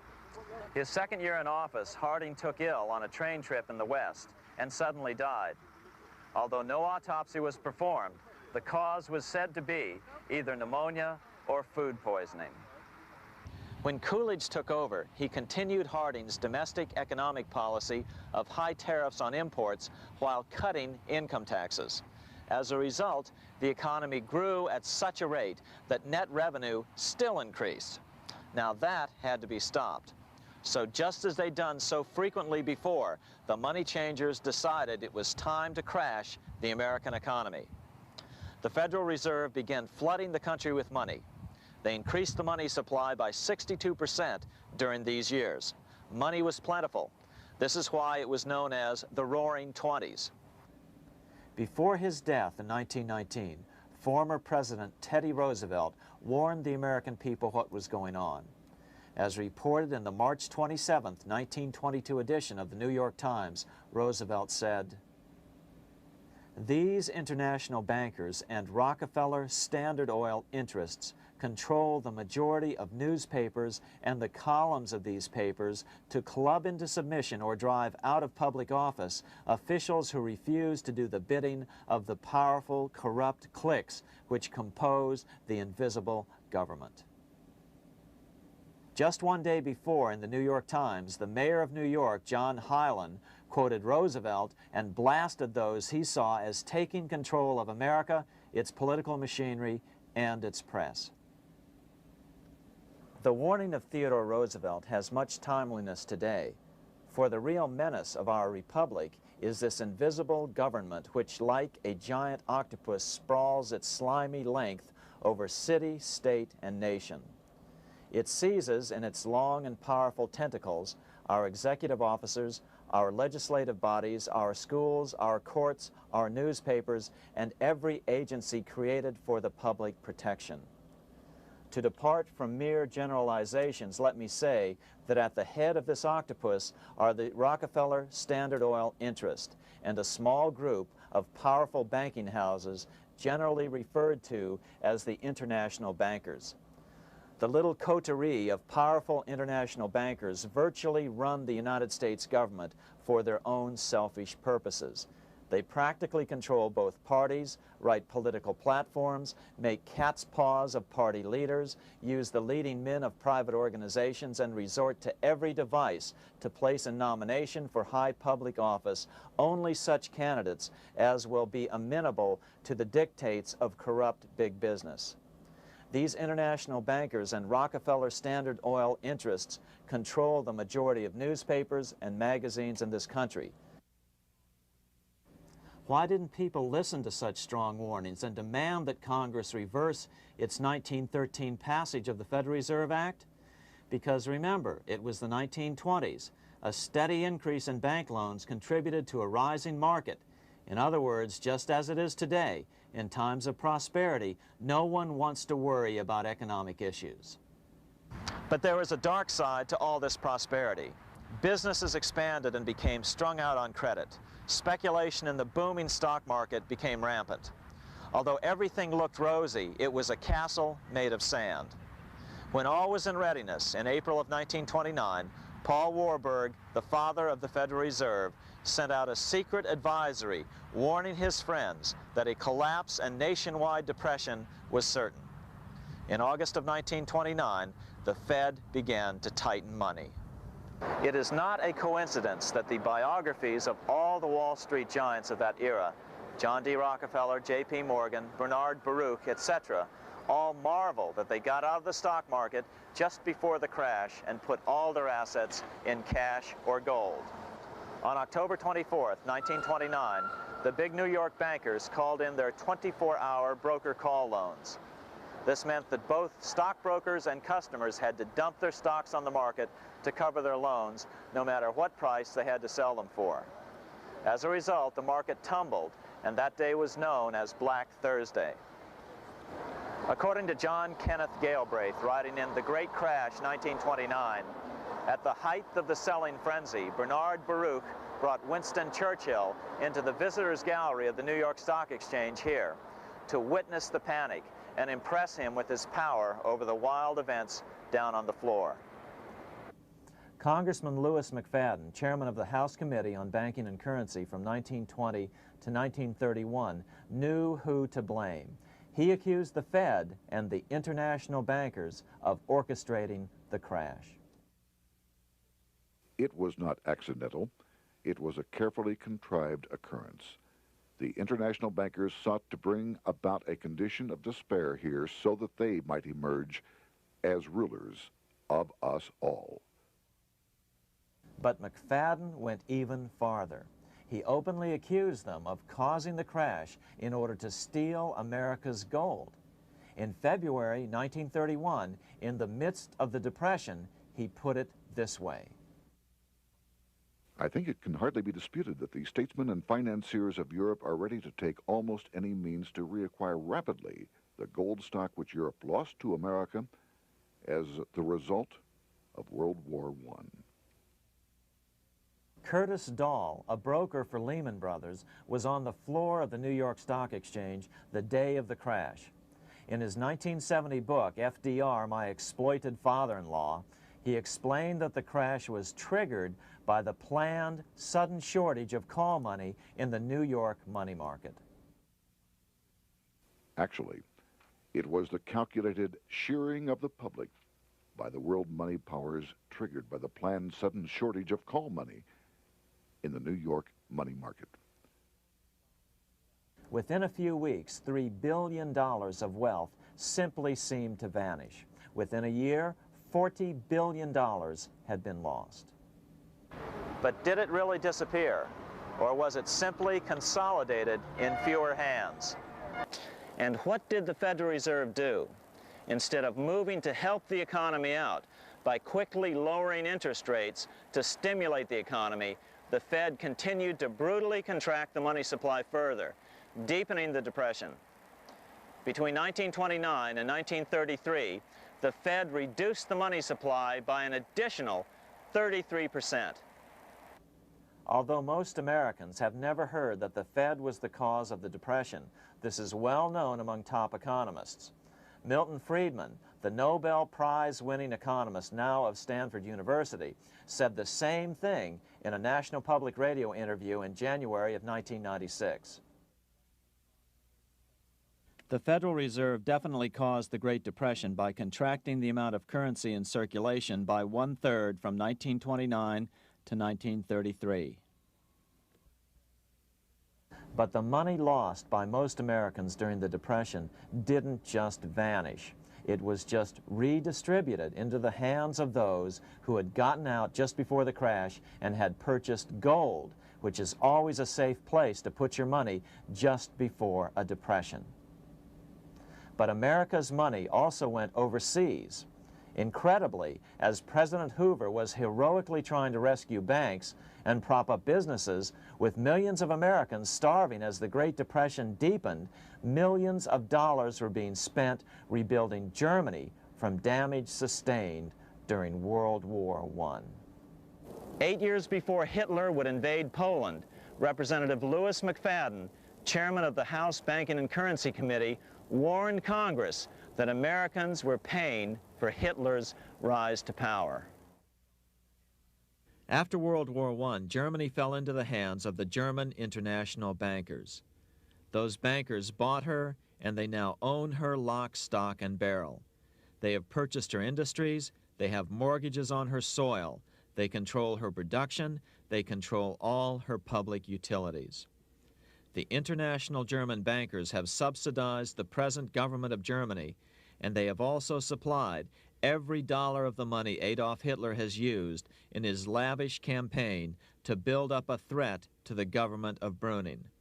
When Brüning fails to obey the orders of the German international bankers, Hitler is brought forth to scare the Germans into submission. Through the Federal Reserve Board, over $30 billion of American money has been pumped into Germany. You have all heard of the spending that's taken place in Germany. Modernistic dwellings, her great planetariums, her gymnasiums, her swimming pools, her fine public highways, her perfect factories. All this was done on our money. All this was given to Germany through the Federal Reserve Board. The Federal Reserve Board has pumped so many billions of dollars into Germany that they dare not name the total. Franklin D. Roosevelt was swept into office during the 1932 presidential election.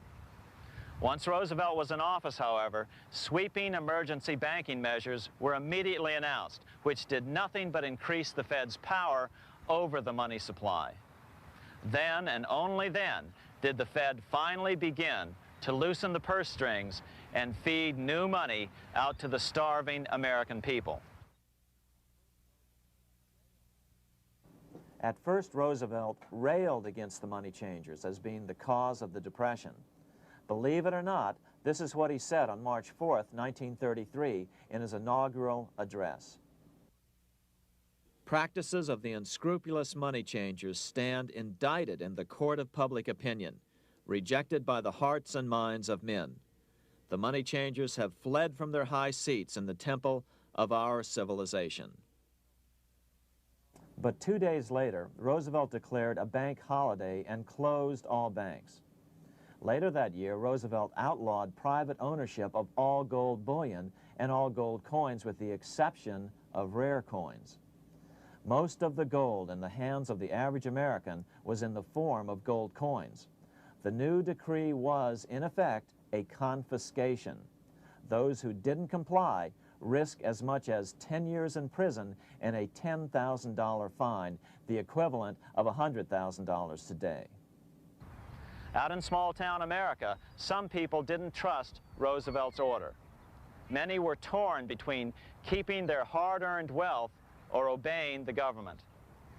Those who did turn in their gold were paid the official price for it, $20.66 per ounce.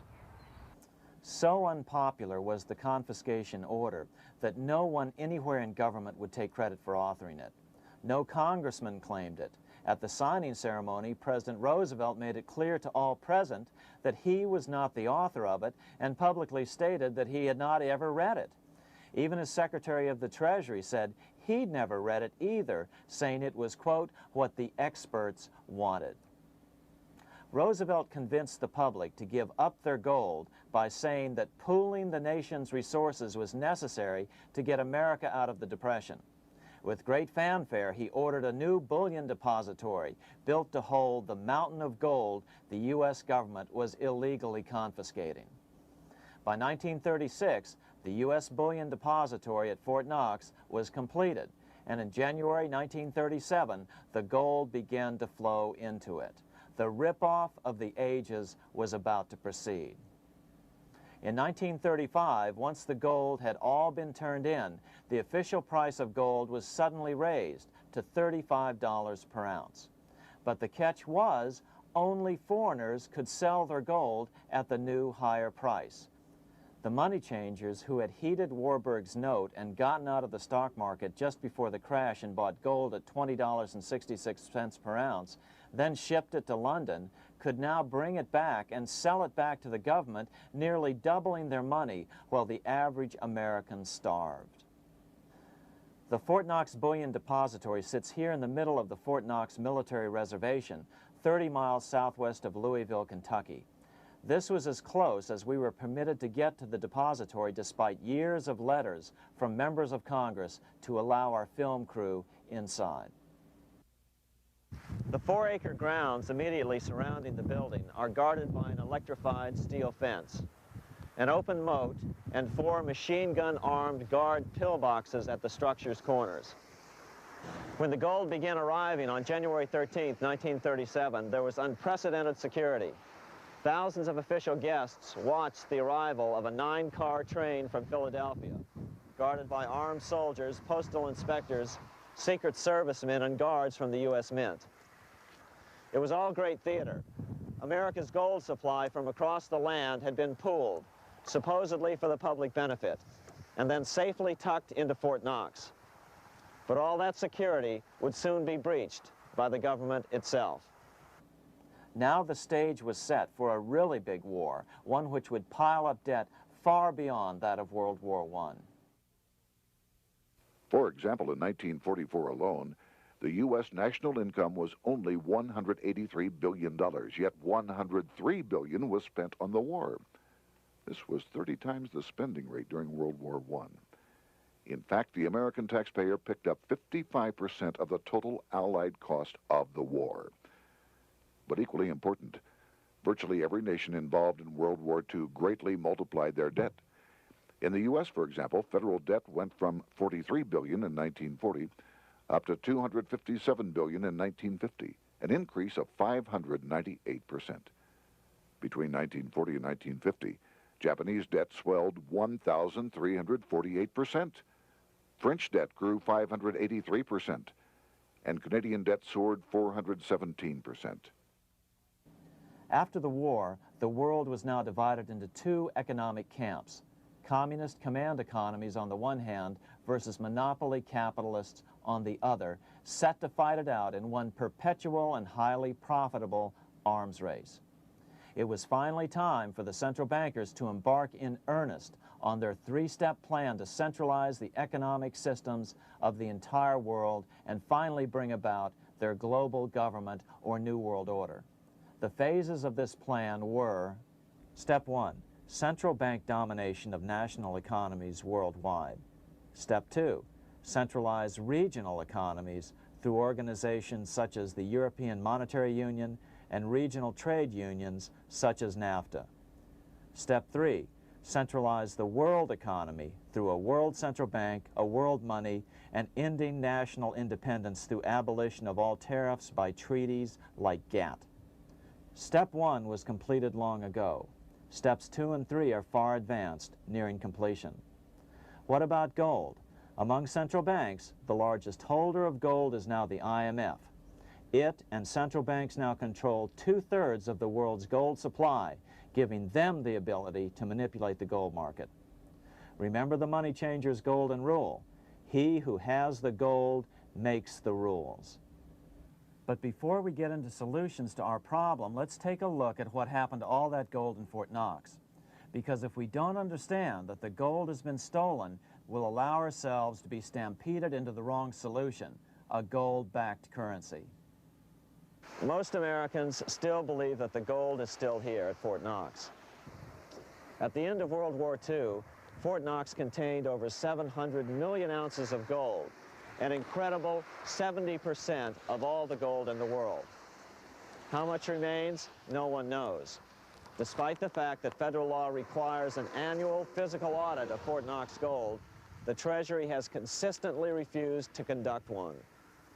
The truth is that a reliable audit of whatever remains here has not been conducted since President Eisenhower ordered one in 1953. Where did America's gold in Fort Knox go? Over the years, it was sold off to European money changers at the $35 per ounce price. Remember, this was during a time when it was illegal for Americans to buy any of their own gold from Fort Knox. In fact, there was a very infamous case where the Firestone family set up a string of dummy corporations to purchase Fort Knox gold and keep it in Switzerland, never hitting U.S. shores. They were eventually caught, however, and successfully prosecuted. Finally, by 1971, all the pure gold had been secretly removed from Fort Knox, drained back to London. Once the gold was gone from Fort Knox, President Nixon closed the gold window by repealing Roosevelt's Gold Reserve Act of 1934, finally making it legal once again for Americans to buy gold. Naturally, gold prices immediately began to soar. 9 years later, gold sold for $880 per ounce, 25 times what the gold in Fort Knox was sold for. One would think that eventually someone in the government would get wind of what was happening and blow the whistle. The largest fortune in the history of the world stolen. Shades of the old James Bond film, Goldfinger. Well, as a matter of fact, Ian Fleming, the author of the James Bond series, was head of the British counterintelligence service, MI5. Some believe in the intelligence community that he wrote much of his fiction as a warning, as many authors of fiction do. If the removal of all the good delivery gold from Fort Knox can be viewed as a deliberate raid on the U.S. Treasury, then such an operation might well have been years in the making, namely 40 years.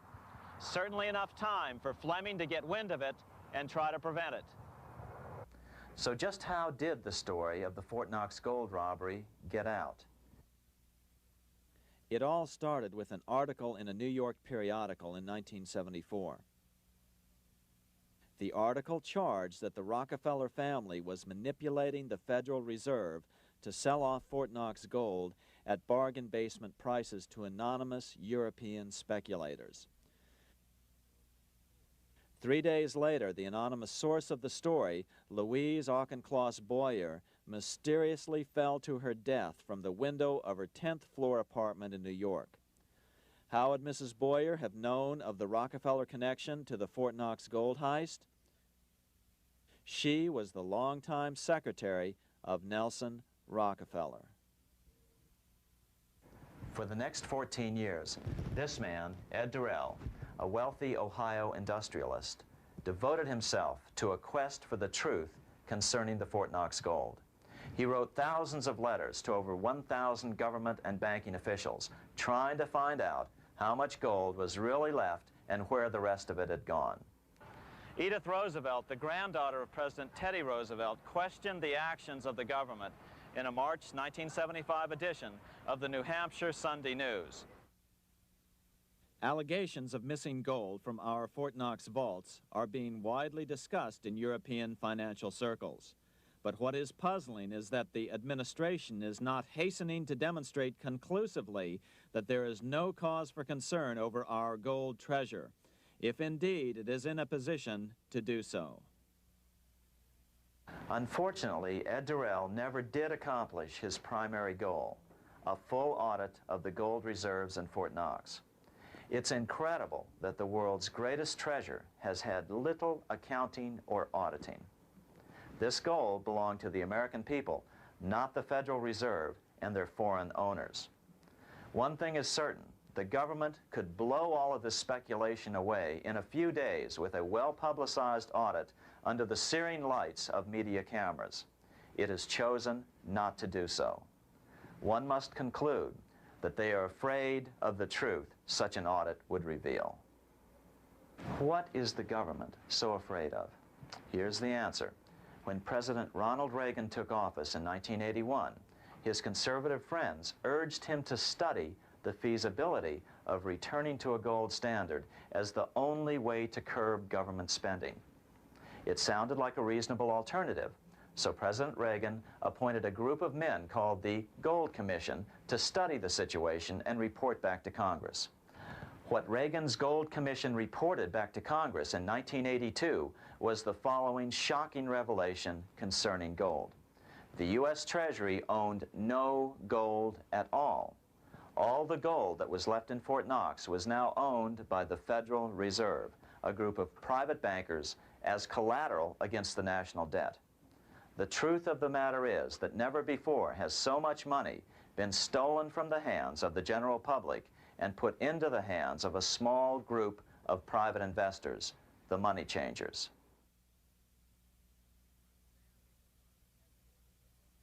I'm standing in front of the headquarters of the International Monetary Fund located in Washington, D.C. Across the street, right over there, is the headquarters of the World Bank. What are these organizations and who controls them? And most importantly, are they about to create a huge worldwide depression? Let us step back in time for a moment to the aftermath of World War I.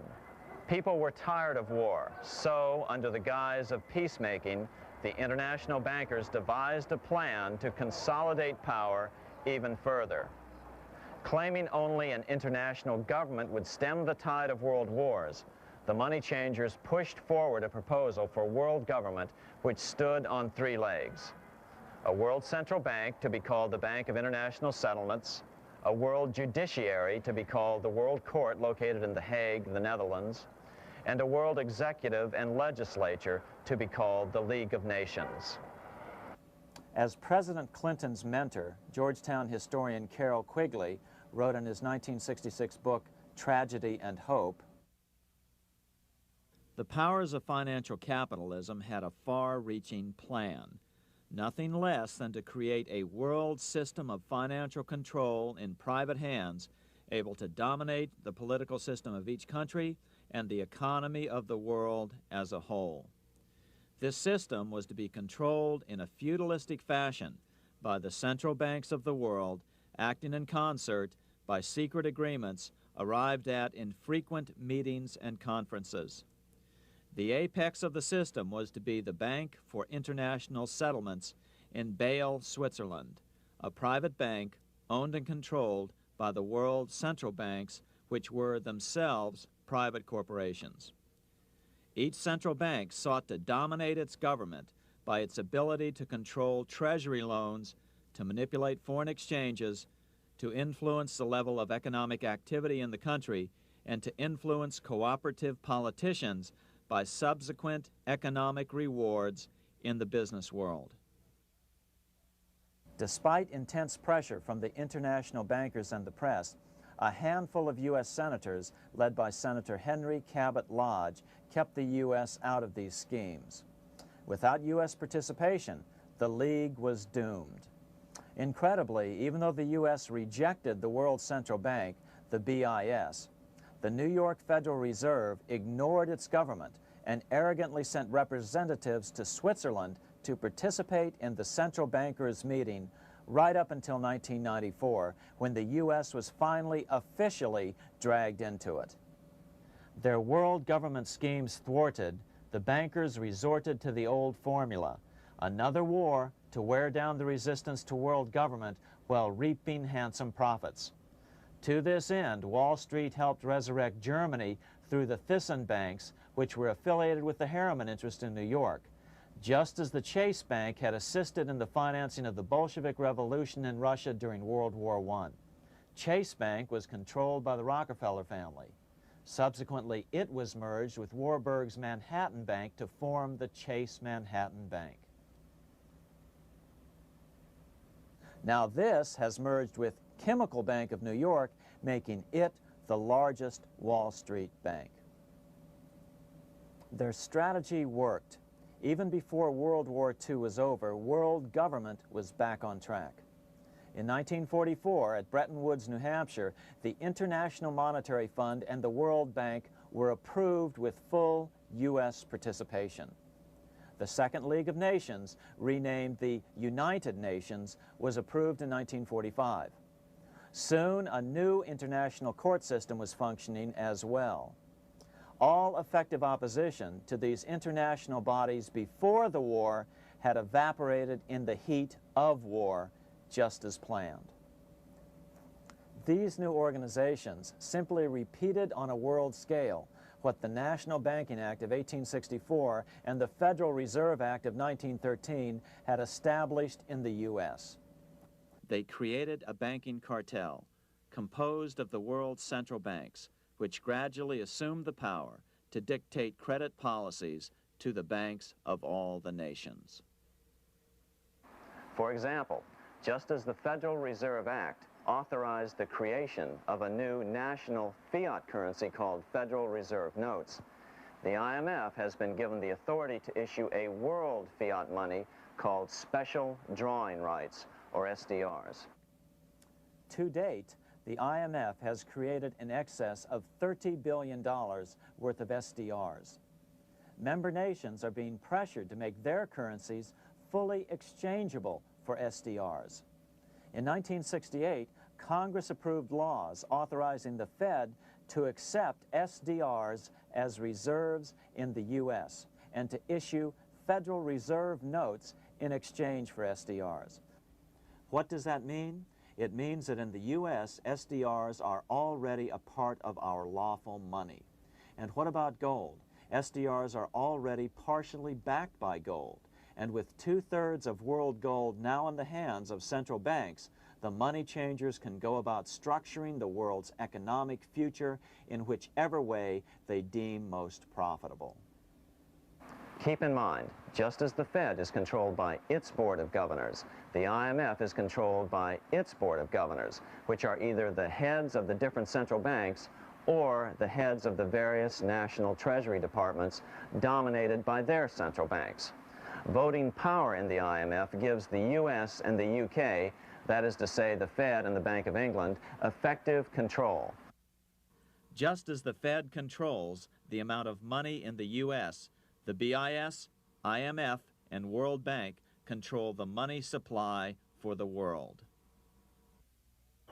So we see the repetition of the old goldsmith's fraud replicated on the national scale with central banks like the Fed and on the international scale by the three arms of the world central bank.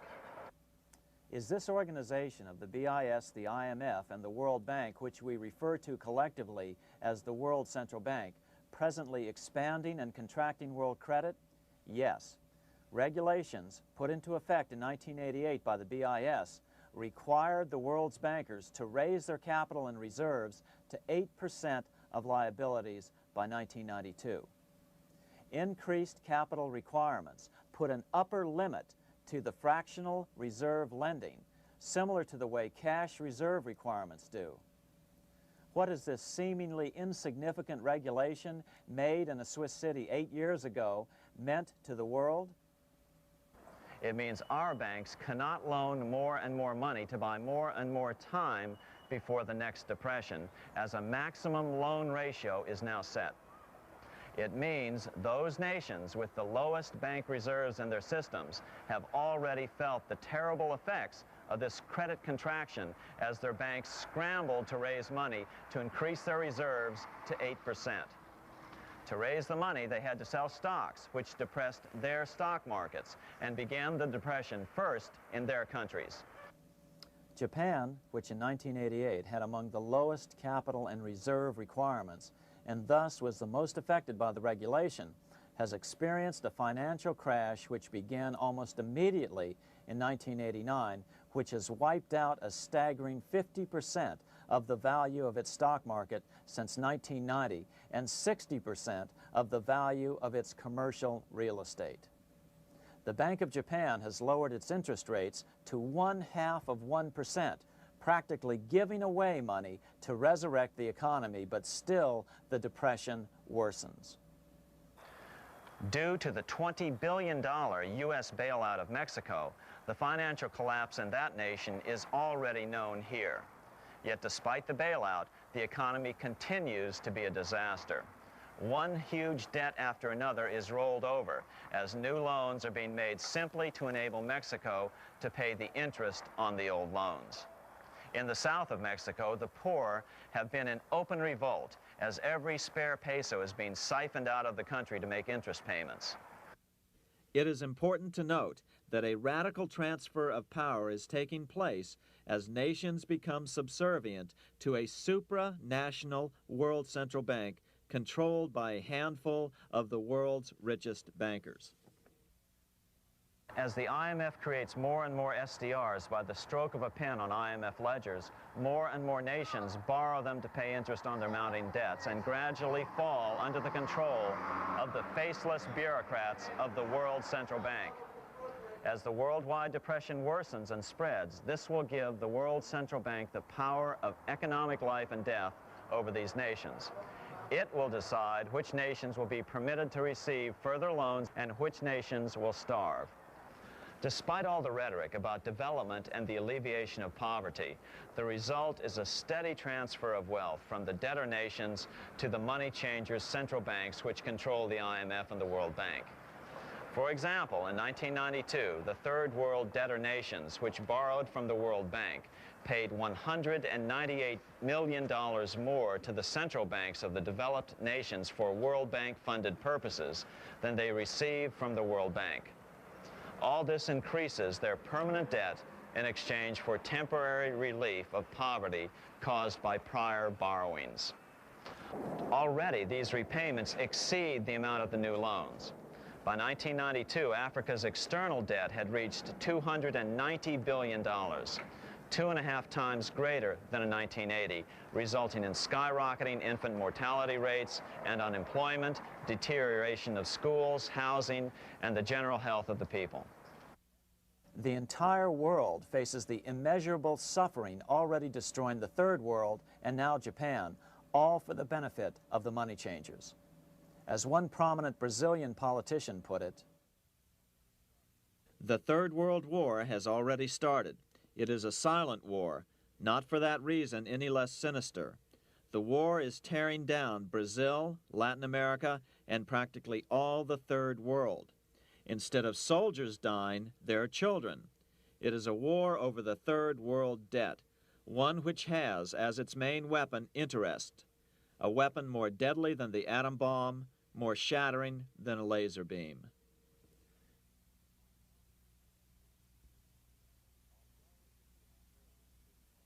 Although it would be absurd to ignore the pivotal role played by influential families such as the Rothschilds, the Warburgs, the Schiffs, the Morgans, and the Rockefellers in any review of the history of central banking and fractional banking, keep in mind, by now, central banks and the large commercial banks are up to 3 centuries old and deeply entrenched in the economic life of many nations. These banks are no longer dependent on clever individuals such as a Nathan Rothschild. Years ago, the question of ownership was important, but no longer. For example, both the Bank of England and the Bank of France were nationalized after World War II, and nothing changed, nothing at all. They endure and continue to grow, now protected by numerous laws, paid politicians, and mortgaged media, untouched by the changing of generations. 3 centuries have given them an aura of respectability. The old school tie is now worn by the 6th generation son, who's been raised in a system that he may never question as he is named to serve on the governing boards of countless philanthropic organizations. To focus attention today on individuals or families, or to attempt to sort out the current holders of power serves little useful purpose and would be a distraction from the cure. The problem is far bigger than that. It is the corrupt banking system that was and is being used to consolidate vast wealth into fewer and fewer hands that is our current economic problem. Change the names of the main players now, and the problem will neither go away nor even miss a beat. Likewise, among the hordes of bureaucrats working in the World Bank, central banks, and international banks, only a tiny fraction have any idea of what's really going on. No doubt they'd be horrified to learn that their work is contributing to the terrible impoverishment and gradual enslavement of mankind to a few incredibly rich plutocrats. So really, there's no use in emphasizing the role of individuals anymore. And the problem even transcends the normal spectrum of political right and left. Both communism and socialism, as well as monopoly capitalism, have been used by the money changers. Today, they profit from either side of the new political spectrum. The big government, welfare state on the so-called left wing versus the neoconservative, laissez-faire capitalists who want big government totally out of their lives on the right wing. Either way, the bankers win. Monetary reform is the most important political issue facing this nation. That clarified, let's proceed to the conclusions in the spirit Lincoln declared, with malice towards none, with charity towards all. At the start of this video, we ask a number of troubling questions. Let's be sure we've answered them. What's going on in America today? Why are we over our heads in debt? Why can't the politicians bring debt under control? Why are we over our heads in debt? Because we're laboring under a debt money system that is designed and controlled by private bankers. Now, some will argue that the Federal Reserve System is a quasi-governmental agency. But the President appoints only 2 of the 7 members of the Federal Reserve Board of Governors every 4 years. And he appoints them to 14-year terms, far longer than his own. The Senate does confirm those appointments, but the whole truth is that the President wouldn't dare appoint anyone to that board of whom Wall Street does not approve. Of course, this does not preclude the possibility that some honorable men may be appointed to the Board of Governors. But the fact is that the Fed is specifically designed to operate independently of our government, as are nearly all other central banks. Some argue that the Fed promotes monetary stability. We saw the current head of the Bank of England, Eddie George, claim that this was the most important role of a central bank. In fact, the Fed's record of stabilizing the economy shows it to be a miserable failure in this regard.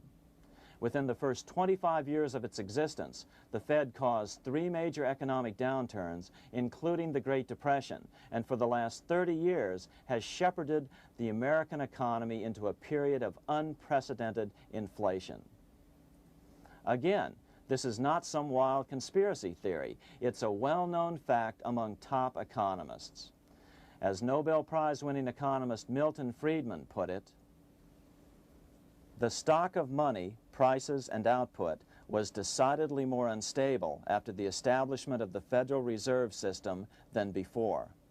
The most dramatic period of instability in output was, of course, the period between the 2 wars, which includes the severe monetary contractions of 1920-21, 1929-33, and 1937-38. No other 20-year period in American history contains as many as 3 such severe contractions. This evidence persuades me that at least a third of the price rise during and just after World War I is attributable to the establishment of the Federal Reserve System, and that the severity of each of the major contractions, 1920-21, 1929-33, and 1937-38, is directly attributable to acts of commission and omission by the reserve authorities. Any system which gives so much power and so much discretion to a few men so that mistakes, excusable or not, can have such far-reaching effects is a bad system. It is a bad system to believers in freedom just because it gives a few men such power without any effective check by the body politic. This is the key political argument against an independent central bank. To paraphrase Clemenceau, money is much too serious a matter to be left to the central bankers. We must learn from our history before it is too late. Why can't politicians control the federal debt? Because all our money is created out of debt. Again, it's a debt money system. Our money is created initially by the purchase of U.S. bonds. The public buys bonds like savings bonds, the banks buy bonds, foreigners buy bonds, and when the Fed wants to create more money in the system, it buys bonds, but pays for them with a simple bookkeeping entry which it creates out of nothing. Then this new money created by the Fed is multiplied by a factor of 10 by the banks thanks to the fractional reserve principle. So although the banks don't create currency, they do create checkbook money or deposits by making new loans. They even invest some of this created money. In fact, over $1 trillion of this privately created money has been used to purchase U.S. bonds on the open market, which provides the banks with roughly $50 billion in interest, risk-free, each year, less the interest they pay to some depositors. In this way, through fractional reserve lending, banks create over 90% of the money and therefore cause over 90% of our inflation. What can we do about all this? Fortunately, there's a way to fix the problem fairly easily, speedily, and without any serious financial problems. We can get our country totally out of debt in 1 to 2 years by simply paying off these U.S. bonds with debt-free U.S. notes, just like Lincoln issued. Of course, that by itself would create tremendous inflation, since our currency is presently multiplied by the fractional reserve banking system. But here's the ingenious solution, advanced in part by Milton Friedman, to keep the money supply stable and avoid inflation and deflation while the debt is retired. As the Treasury buys up its bonds on the open market with U.S. notes, the reserve requirements of your hometown local bank will be proportionally raised, so the amount of money in circulation remains constant. As those holding bonds are paid off in U.S. notes, they will deposit this money, thus making available the currency then needed by the banks to increase their reserves. Once all the U.S. bonds are replaced with U.S. notes, banks will be at 100% reserve banking instead of the fractional reserve system currently in use. From this point on, the former Fed buildings will only be needed as a central clearinghouse for checks and as vaults for U.S. notes. The Federal Reserve Act will no longer be necessary and could be repealed. Monetary power can be transferred back to the Treasury Department. There would be no further creation or contraction of money by banks. By doing it this way, our national debt can be paid off in a single year or so, and the Fed and fractional reserve banking abolished without national bankruptcy, financial collapse, inflation or deflation, or any significant change in the way the average American goes about his business. To the average person, the primary difference would be that for the first time since the Federal Reserve Act was passed in 1913, taxes would begin to go down. Now there's a real national blessing for you, rather than for Hamilton's banker friends. Now let's take a look at these proposals in more detail. Here are the main provisions of a Monetary Reform Act which needs to be passed by Congress. We've drafted a proposed Monetary Reform Act which follows at the end of this tape. Of course, variations with the same results would be equally welcome. 1. Pay off the debt with debt-free U.S. notes. As Thomas Edison put it, if the U.S. can issue a dollar bond, it can issue a dollar bill. They both rest purely on the faith and credit of the United States government. This amounts to a simple substitution of one type of government obligation for another, One bears interest, the other doesn't. Federal Reserve notes could be used for this as well, but could not be printed after the Fed's abolished as we propose, so we suggest using U.S. notes instead. 2. Abolish fractional reserve banking. As the debt is paid off, the reserve requirements of all banks and financial institutions would be raised proportionally at the same time to absorb the new U.S. notes, which would be deposited and become the bank's increased reserves. Towards the end of the first year of the transition period, the remaining liabilities of financial institutions would be assumed or acquired by the U.S. government in a one-time operation. In other words, they too would eventually be paid off with debt-free U.S. notes in order to keep the total money supply stable. At the end of the first year or so, all of the national debt would be paid, and we could start enjoying the benefits of full reserve banking. The Fed would be obsolete, an anachronism. 3. Repeal the Federal Reserve Act of 1913 and the National Banking Act of 1864. These acts delegate the money power to a private banking monopoly. They must be repealed and the money power handed back to the Department of Treasury where they were initially under President Abraham Lincoln. No banker or person in any way affiliated with financial institutions should be allowed to regulate banking. After the first two reforms, these acts would serve no useful purpose anyway, since they relate to a fractional reserve banking system. 4. Withdraw the U.S. from the IMF, the BIS, and the World Bank. These institutions, like the Federal Reserve, are designed to further centralize the power of the international bankers over the world's economy, and the U.S. must withdraw from them. Their harmless functions, such as currency exchange, can be accomplished either nationally or in new organizations limited to those functions. Such a monetary reform act would guarantee that the amount of money in circulation would stay very stable, causing neither inflation nor deflation. Remember, for the last 3 decades, the Fed has doubled the American money supply every 10 years. That fact and fractional reserve banking are the real causes of inflation and the reduction in our buying power, a hidden tax. These and other taxes are the real reasons both parents now have to work just to get by. The money supply should increase slowly to keep prices stable, roughly in proportion to population growth, about 3% per year, not at the whim of a group of bankers meeting in secret. In fact, all future decisions on how much money will be in the American economy must be made based on statistics of population growth and the price level index. The new monetary regulators and the Treasury Department, perhaps called the Monetary Committee, would have absolutely no discretion in this matter except in time of declared war. This would ensure a steady, stable money growth of roughly 3% per year, resulting in stable prices and no sharp changes in the money supply. To make certain the process is completely open and honest, all deliberations would be public, not secret, as meetings of the Fed's Board of Governors are today. How do we know this will work?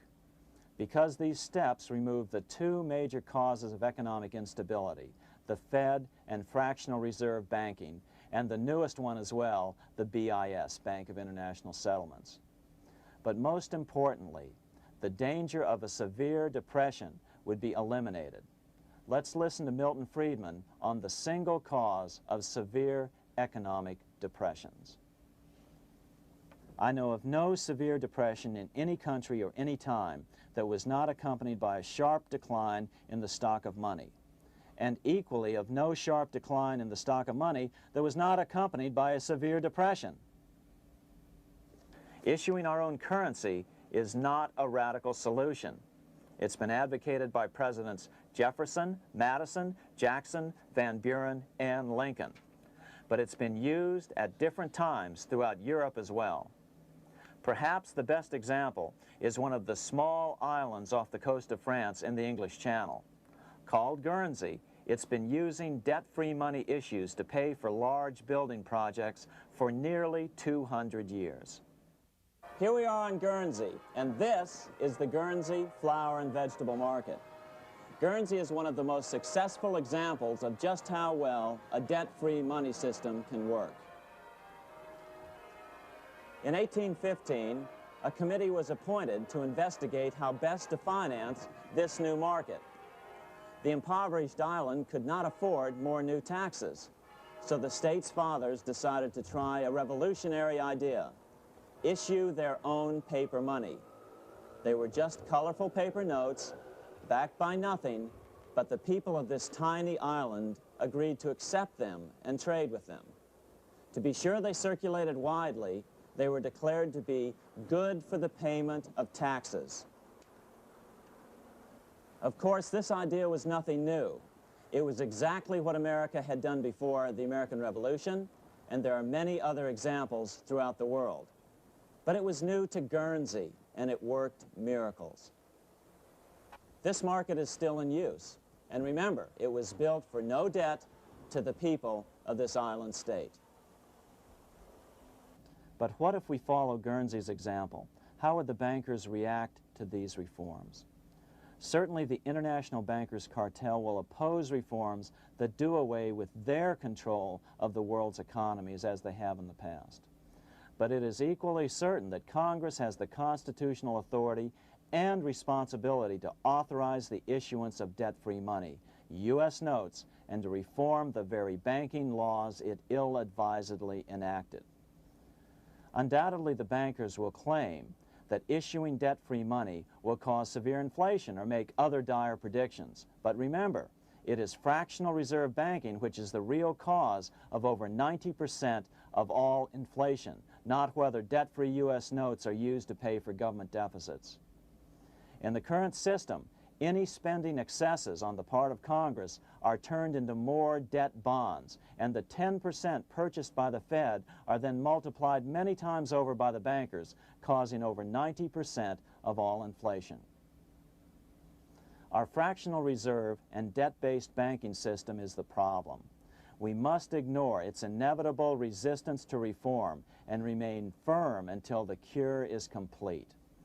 As the director of the Bank of England in the 1920s, Sir Josiah Stamp put it, referring to this modern fractional reserve banking system, "Banking is conceived in iniquity and born in sin.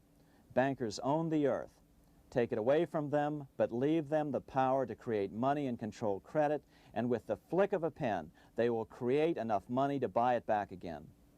Take this great power away from the bankers, and all great fortunes like mine will disappear, and they ought to disappear, for this would be a better and happier world to live in.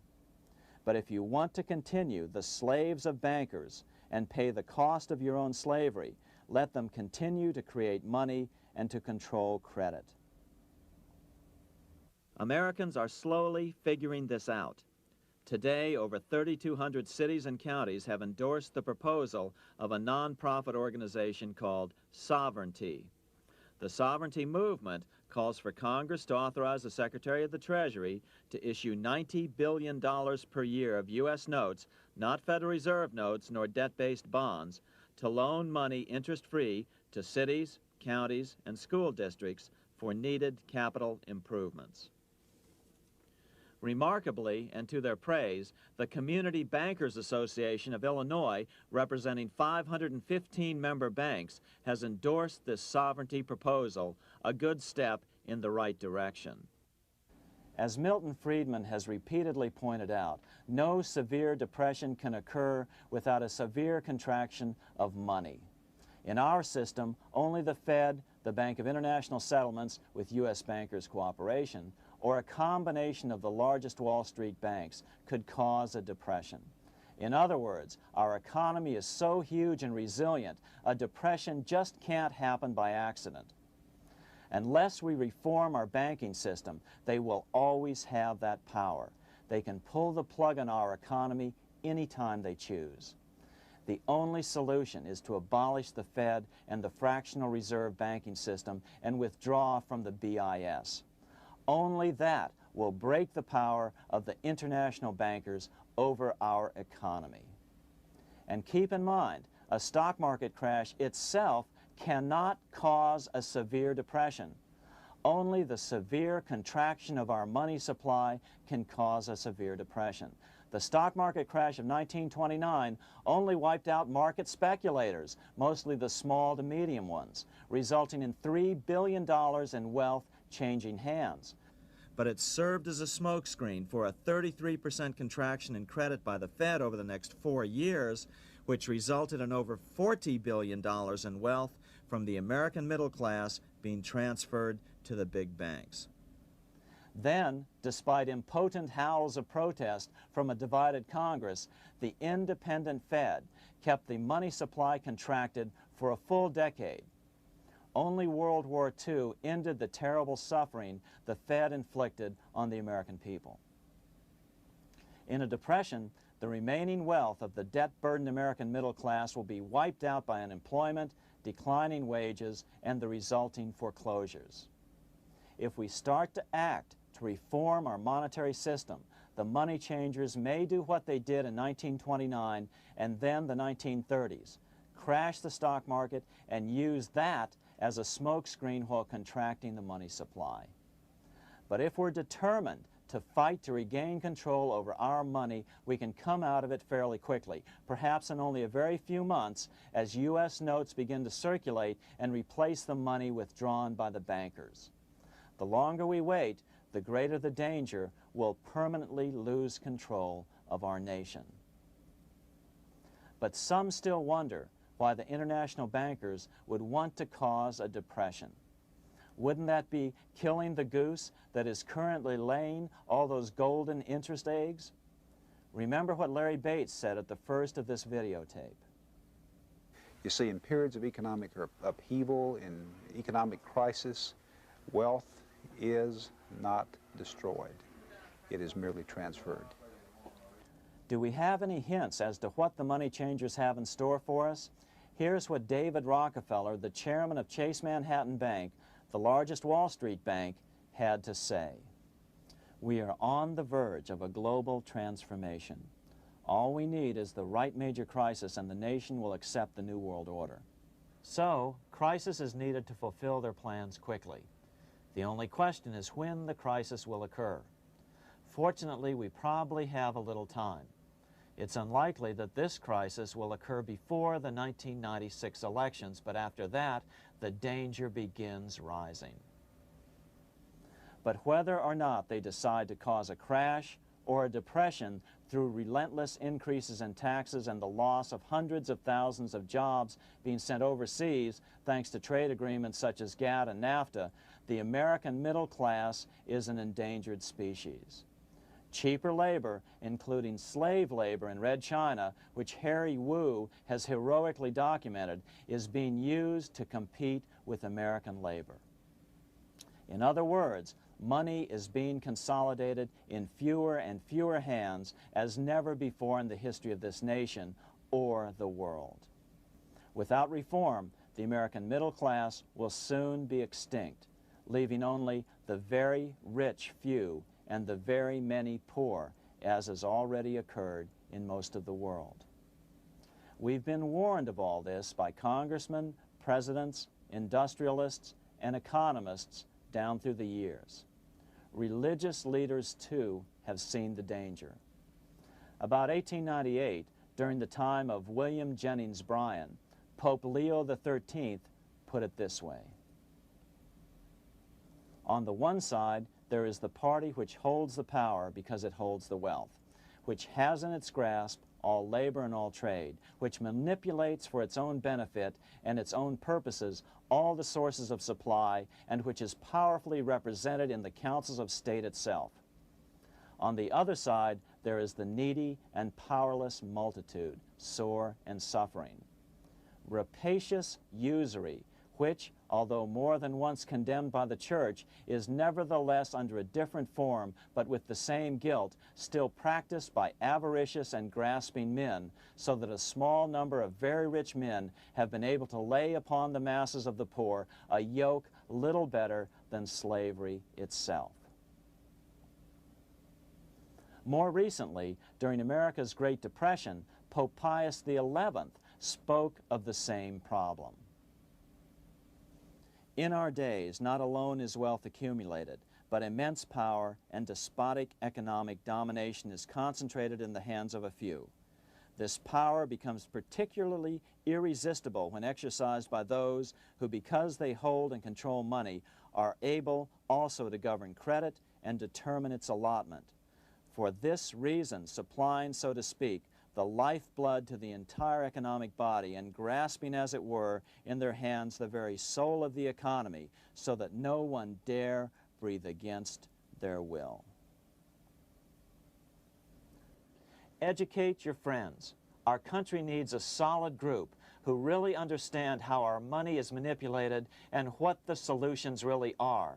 Because if a depression comes, there will be those who call themselves conservatives who will come forward advancing solutions framed by the international bankers. Beware of calls to return to a gold standard. Why? Simple, because never before has so much gold been so concentrated outside of American hands. And never before has so much gold been in the hands of international governmental bodies such as the World Bank and International Monetary Fund. A gold-backed currency usually brings despair to a nation, and to return to it would certainly be a false solution in our case. Remember, we had a gold-backed currency in 1929 and during the first 4 years of the Great Depression. Likewise, beware of any plans advanced for a regional or world currency. This is the international bankers' Trojan horse.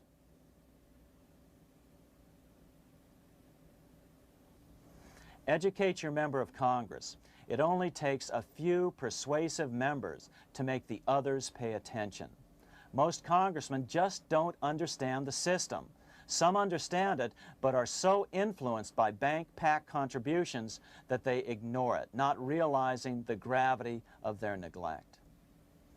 We hope we've made a valuable contribution to the national debate on monetary reform.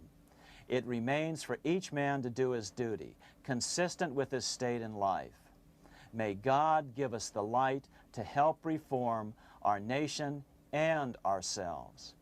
We say ourselves because ultimately vast multitudes of men are going to be driven more and more to desperation by the accumulation of the world's wealth in fewer and fewer hands. Men will tend to become like their oppressors, selfish and greedy. Rather, let's keep in mind during this period of reform a warning not to lose sight of greater things, as Pope Pius XI put it. For what will it profit men that a more prudent distribution and use of riches make it possible for them to gain even the whole world, if thereby they suffer the loss of their own souls? What will it profit to teach them sound principles in economics, if they permit themselves to be so swept away by selfishness, by unbridled and sordid greed, that hearing the commandments of the Lord, they do all things contrary?